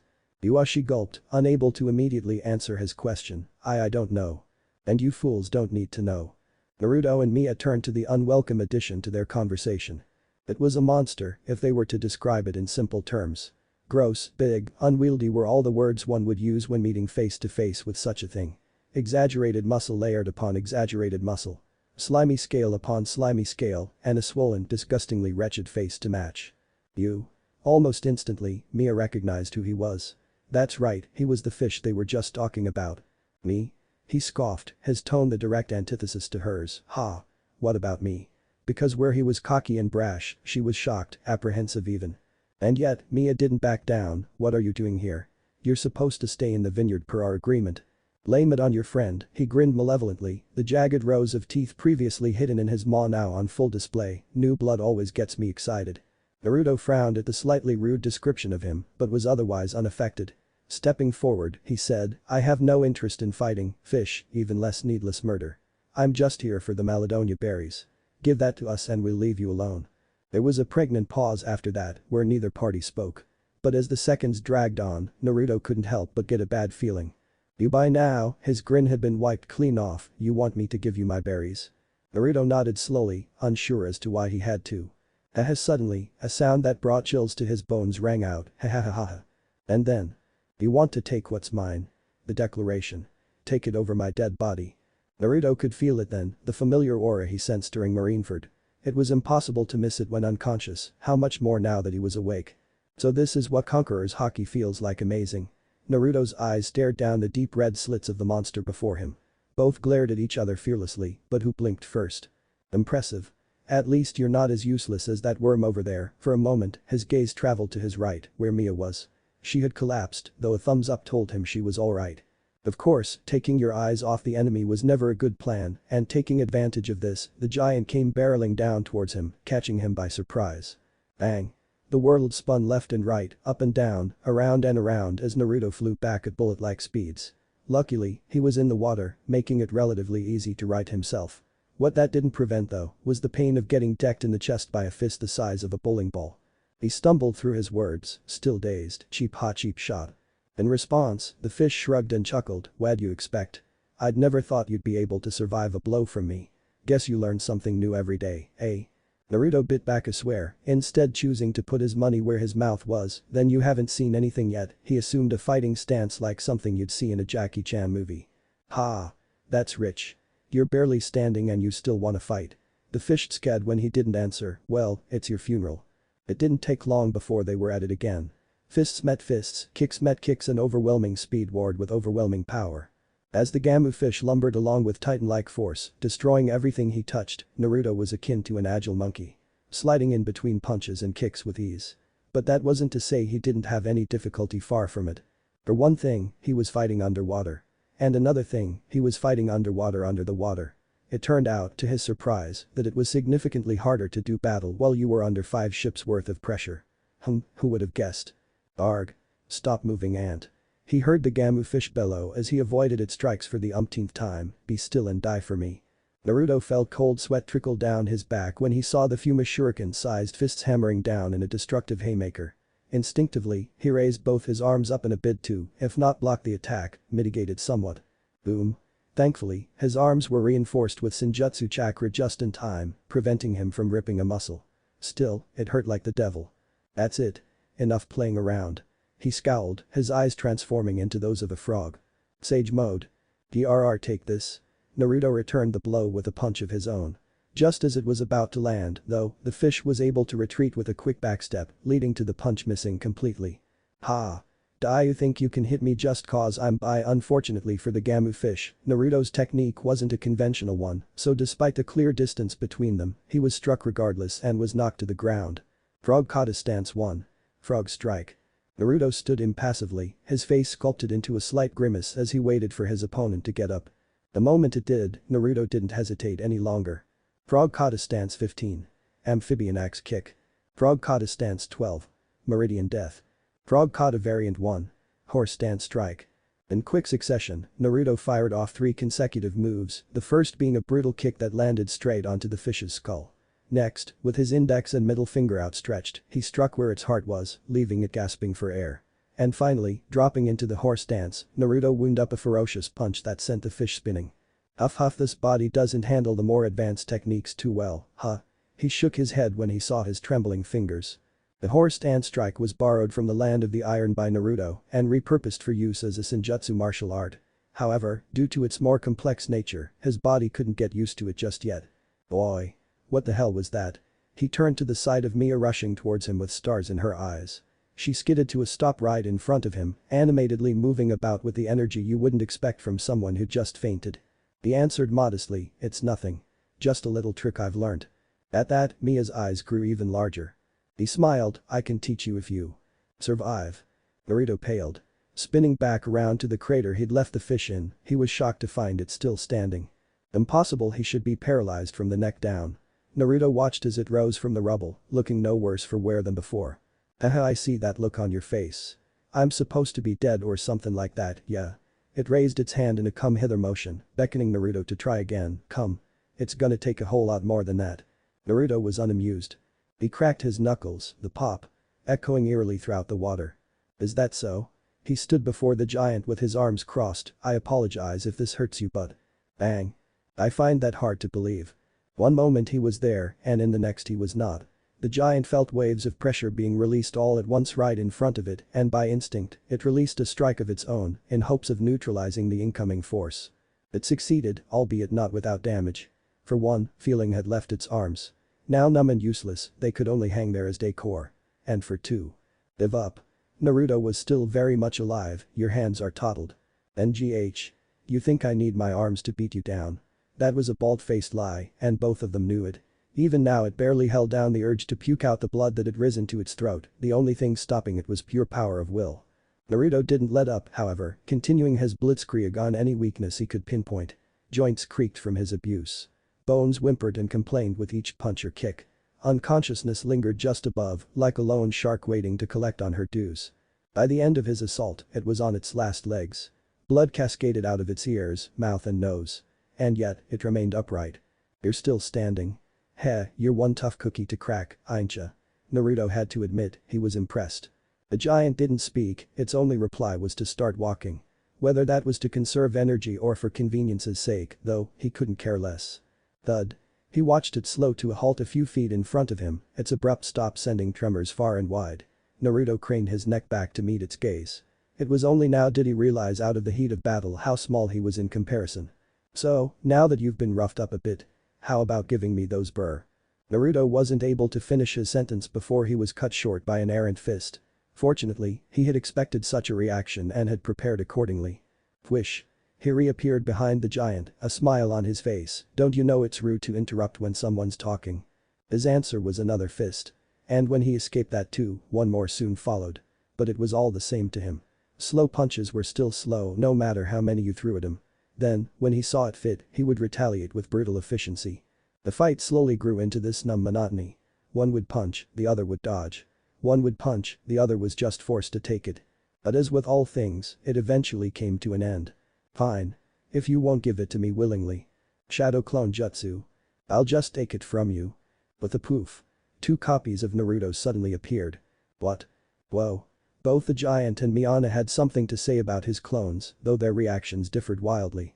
The culprit, Naruto, simply smiled in response. Right. Time for the hat trick. With a single glance from their master, his shadow clones understood what to do immediately and began to prepare. Senpo. First, they concentrated 1/3 of their chakra reserves in their palms, each drawing from a different power reserve. Butin. Then, with a simultaneity only possible with clones, they combined their chakra into one gigantic ball. One clone handled wind chakra, the other handled sage chakra, and the final one Naruto himself molded them into his signature move. Senpo Fuitin. Rasen Shuriken. The end result was a gigantic sphere of volatile energy, surrounded by 4 razor-sharp blades, made for the sole purpose of extermination. It hurts just to hold despite the ample amounts of sage chakra he'd inputted into it. NGH, let's see you survive this. This was his magnum opus. And he wasn't going to go through all this trouble just for it not to work. Inhaling deeply, Naruto began to extract all the chakra he had left. I may not have Kurama with me right now, but never underestimate a member of the Uzumaki clan. It didn't take long for results to show. The previously basketball-sized Rasen Shuriken ballooned to nearly uncontrollable levels, matching that of the Rasen Shuriken he created during his 6-path Sage mode. I can't hold on any longer time to see what this baby can do. And with that, he launched the gargantuan Rasen Shuriken at the Gamu fish. In the blink of an eye, the water that surrounded it was evaporated into burning hot steam, doing absolutely nothing to hinder its path. Except the target itself. Ninja no Mi. King's Cross. It was almost imperceptible, but Naruto could spot a thin blue film that encompassed the whole of its body right before contact. The force field. Well, whatever it is, it won't boom. That was it. That should have done it. Naruto was sure. But first to see the fruits of his labor. As the smoke cleared and his eyes were finally able to penetrate the thick cloud of dust, a sharp gasp involuntarily escaped his throat. It was still alive. Skin may have been ripped from its face, arms may have been on the verge of separating from the body entirely, and death could have been hanging ever so closely, but that didn't change the fact that it was still alive. Now this is just ridiculous, Naruto couldn't fathom the notion. How can it be that it withstood that and still stand? His mind went 100 miles a minute trying to answer this very question, but as each idea was proposed and subsequently dismissed, a light bulb lit up in his head. Wait. Could it be? Naruto wasn't able to make good on his guess before it moved. Gritting its teeth and with Herculean effort, the giant flung itself into Miana. The world seemed to slow as Naruto watched his adversary draw near. Every breath he took, every time he blinked, and every second spent blankly staring as it came closer and closer. All these moments wasted compounded into "I've caught you." The cry of victory was uttered, and the consequences of such a declaration ran their course. Ninja no Mi. King's martyr. Naruto felt a hand gripping his body, felt the world go white, and for a moment, felt like he was in the arms of his wife once more. What a nice feeling, her embrace. "I'm so happy I could feel you again, Hinata." You must be tired, Naruto. Come, go to sleep in my arms. You deserve it." Naruto opened his eyes to the sight of dank, mossy ceiling, crumbling stalactites, and a near-infinite expanse of dilapidated cobblestone. "Oh. You're finally awake." Wincing to get up, he craned his neck to the side, where the voice came from. His eyes widened at who he saw. It was the Gamu fish. Sure, the shadows of the cave obfuscated his face, but Naruto could recognize its eyes and deep baritone voice anywhere. But that brought forth a slew of questions, most critical of all was. "Why are you? Am I here? Why am I not killing you where you stand?" There was a hint of self-deprecating amusement laden within as it replied, "I don't exactly know either. Maybe I just felt bad, or maybe that fishwoman's courage moved me." Fishwoman. Naruto frowned, struggling to recall who it could possibly be. That's when it hit him. Miana. Miana? Where is Miana? Naruto tried to stand, but a massive palm pressing down on him prevented it. "Hold it," the owner said, and now that they had finally removed themselves from the shadows, Naruto was able to see his handiwork in all its glory. Crippling wounds that would have killed even the most resilient warriors littered its face. From one end to the other, burns, cuts, lacerations and all sorts of other injuries made themselves present to him. Most distinct of them all, however, was the gaping black hole where its left eye used to be. It grinned when it noticed the look of shock on his face. "Lovely, eh? My face." "Nothing personal," Naruto could only say, his head tilting down ever so slightly, just enough not to meet its gaze. He felt ashamed. It was he who barged into its home, he who tried to steal from it, and he who had almost killed it. And yet it still saved his life. "I figured, and someday I'll get even," it sighed, "but not now. Now, we save your friend." Naruto watched it rise to its feet, and when he did the same, he wasn't stopped. "Why?" He followed it out of the cave. "Why are you helping me? Why do anything?" It returned, chuckling at its own non-answer, "Because I can." "Miana, why would you go so far?" It was now the next day, and all Naruto could think about was what the Gamu fish hermits told him. During his brief bout of unconsciousness, Vander Decken had arrived, being called in by Miana to assist him. However, contrary to her expectations, instead of helping, Decken came to finish him off whilst he was still weak. But before they could do the deed, Miana interfered, holding on just long enough for hermits to wake up and eliminate his goons. Except, in the chaos, Miana was a casualty of the machinations of Decken, leading to her capture shortly after things went south. The rest is, as they say, history. Now you've been taken, and there's no telling what that man can do. He didn't want to, but he couldn't deny the similarities between Robin and Miana's situation. Captured? By unpredictable people. All because of him. Boy. Enough moping around, we've arrived, hermits called out, shaking him out of his reverie. Oh, only then did he notice the gigantic ship in the distance, its iconic shape resounding in Naruto's head. The Flying Dutchman. "Oh, how your glory has fallen, old friend." Naruto raised an eyebrow at that. Hermit seemed to notice, though he didn't make any attempts at an explanation. At first, the two made their way there with a steady, brisk pace. However, as they closed in on the ship and sentries appeared more frequently, the duo resorted to moving under the cover of the flora that surrounded it. As a result, when they arrived at the base of the ship, it was dusk. What are we even waiting for? They could be doing who knows what to her. And being the impatient bastard he is, Naruto was just about ready to blast his way into the ship, threatening anything and everything that breathes. "I'm telling you, they won't be stupid enough to do anything to her." Hermits was then stuck with the unenviable position of placating someone who could blow him up to kingdom come anytime he wanted. "And how are you so sure?" If you stop thinking with your and start thinking with your brain, maybe you'd figure it out. Still, all things considered, they reached their destination smoothly. Ermitz pinched the bridge of his nose. Look, the reason they took her in the first place was to reel you in, the real target here. Wait, so then? She's a hostage, and they're counting on the fact that you'll come in guns blazing to save her. Naruto paled. What do we do now? What if we take too long? Don't worry, pal, I got this. Miana woke to a sharp pain on her cheek. She shrieked, and once more, the pain struck again, this time on her other cheek. As she came to, the first thing she noticed were the ropes that bound her to a nailed-down chair, her hands tied constrictively behind her back. The second thing, though, and much more importantly, was the person standing in front of her, smiling as he twirled his mustache. But good, you're finally awake. I was getting impatient. Miana watched as Vanderdecken rubbed her cheeks endearingly. His scaly fingers a stark contrast to her soft, supple skin. She flinched, pulling back almost instinctively. The action didn't seem to bother him much, as he merely shrugs and moves away to put his gloves back on. I think you already know why you're here, Deccan's normally shrill, high-pitched voice distorted into a sinister low as it echoed throughout the ship's decrepit walls. It scared her. Frightened her to no end.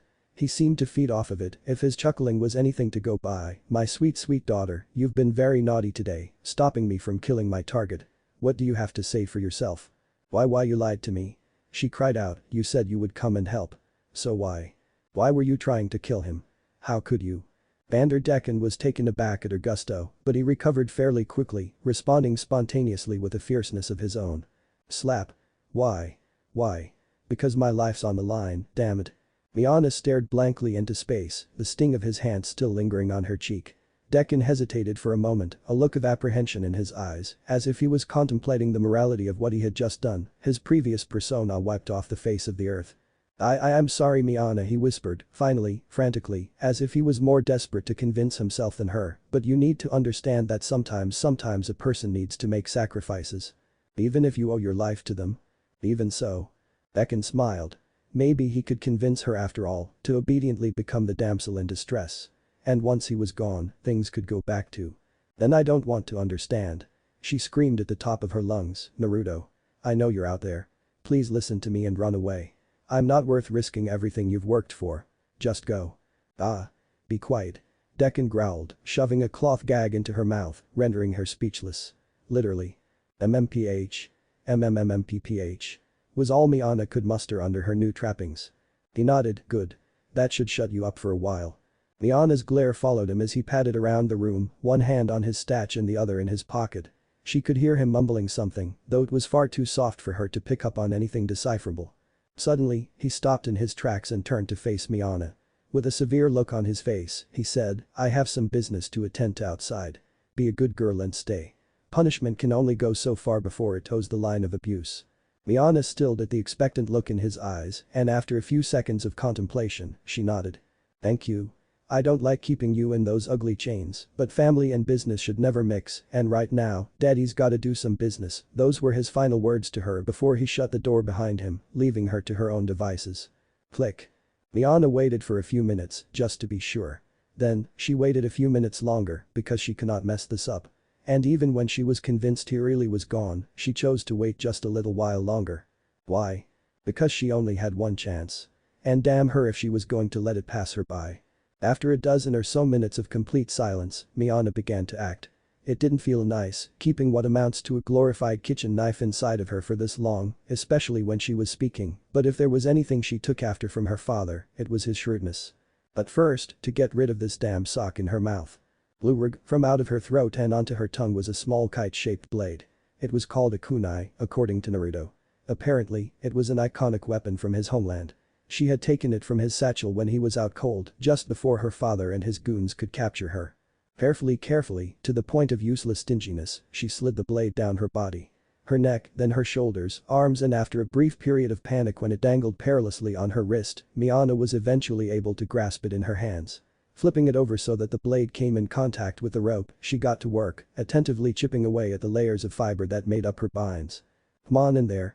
Sheesh, rope's a lot harder to cut when you're underwater, huh? She thought as she lifted her arms up to examine them. Faint red bruises colored her wrists, their appearance a telltale sign of rope burns. Fortunately, though numerous, they weren't severe, so despite the slight ache, she was able to largely ignore it. Reaching the door, Miana noticed the fact that it was left slightly ajar. That's weird, I could have sworn he had properly closed it. Miana tilted her head to the side in confusion, but in the end, she thought nothing of it and left. But as she went from one floor to another, making nary a sound as she swam through the winding, maze-like corridors of the Flying Dutchman, Miana was filled with a sudden feeling that she was being watched. She shifted her eyes from one place to another. It was calm. A bit too calm. Whish. Miana spun around in a complete 180, the sound not lost on her. She had seen it, no matter how tiny of a glimpse it was, she was sure. Someone was in here with her. Whoosh. Again, she picked up on that light fleeting sound from the beyond, and again, she turned herself dizzy trying to catch it. Who's there? She cried out, only to be met with silence. Slither. Miana's skin tingled as she felt something slimy move along her arm. She froze up, goosebumps rising on her arms and the back of her neck. Who are you? She didn't dare turn for fear of what was behind. Why don't you see for yourself? She did. And the world punished her for it. You know. No, it can't be. It can't. It can't. Why are you here? What if Naruto saves Whitebeard in One Piece? End here, and thanks for watching my video till the end.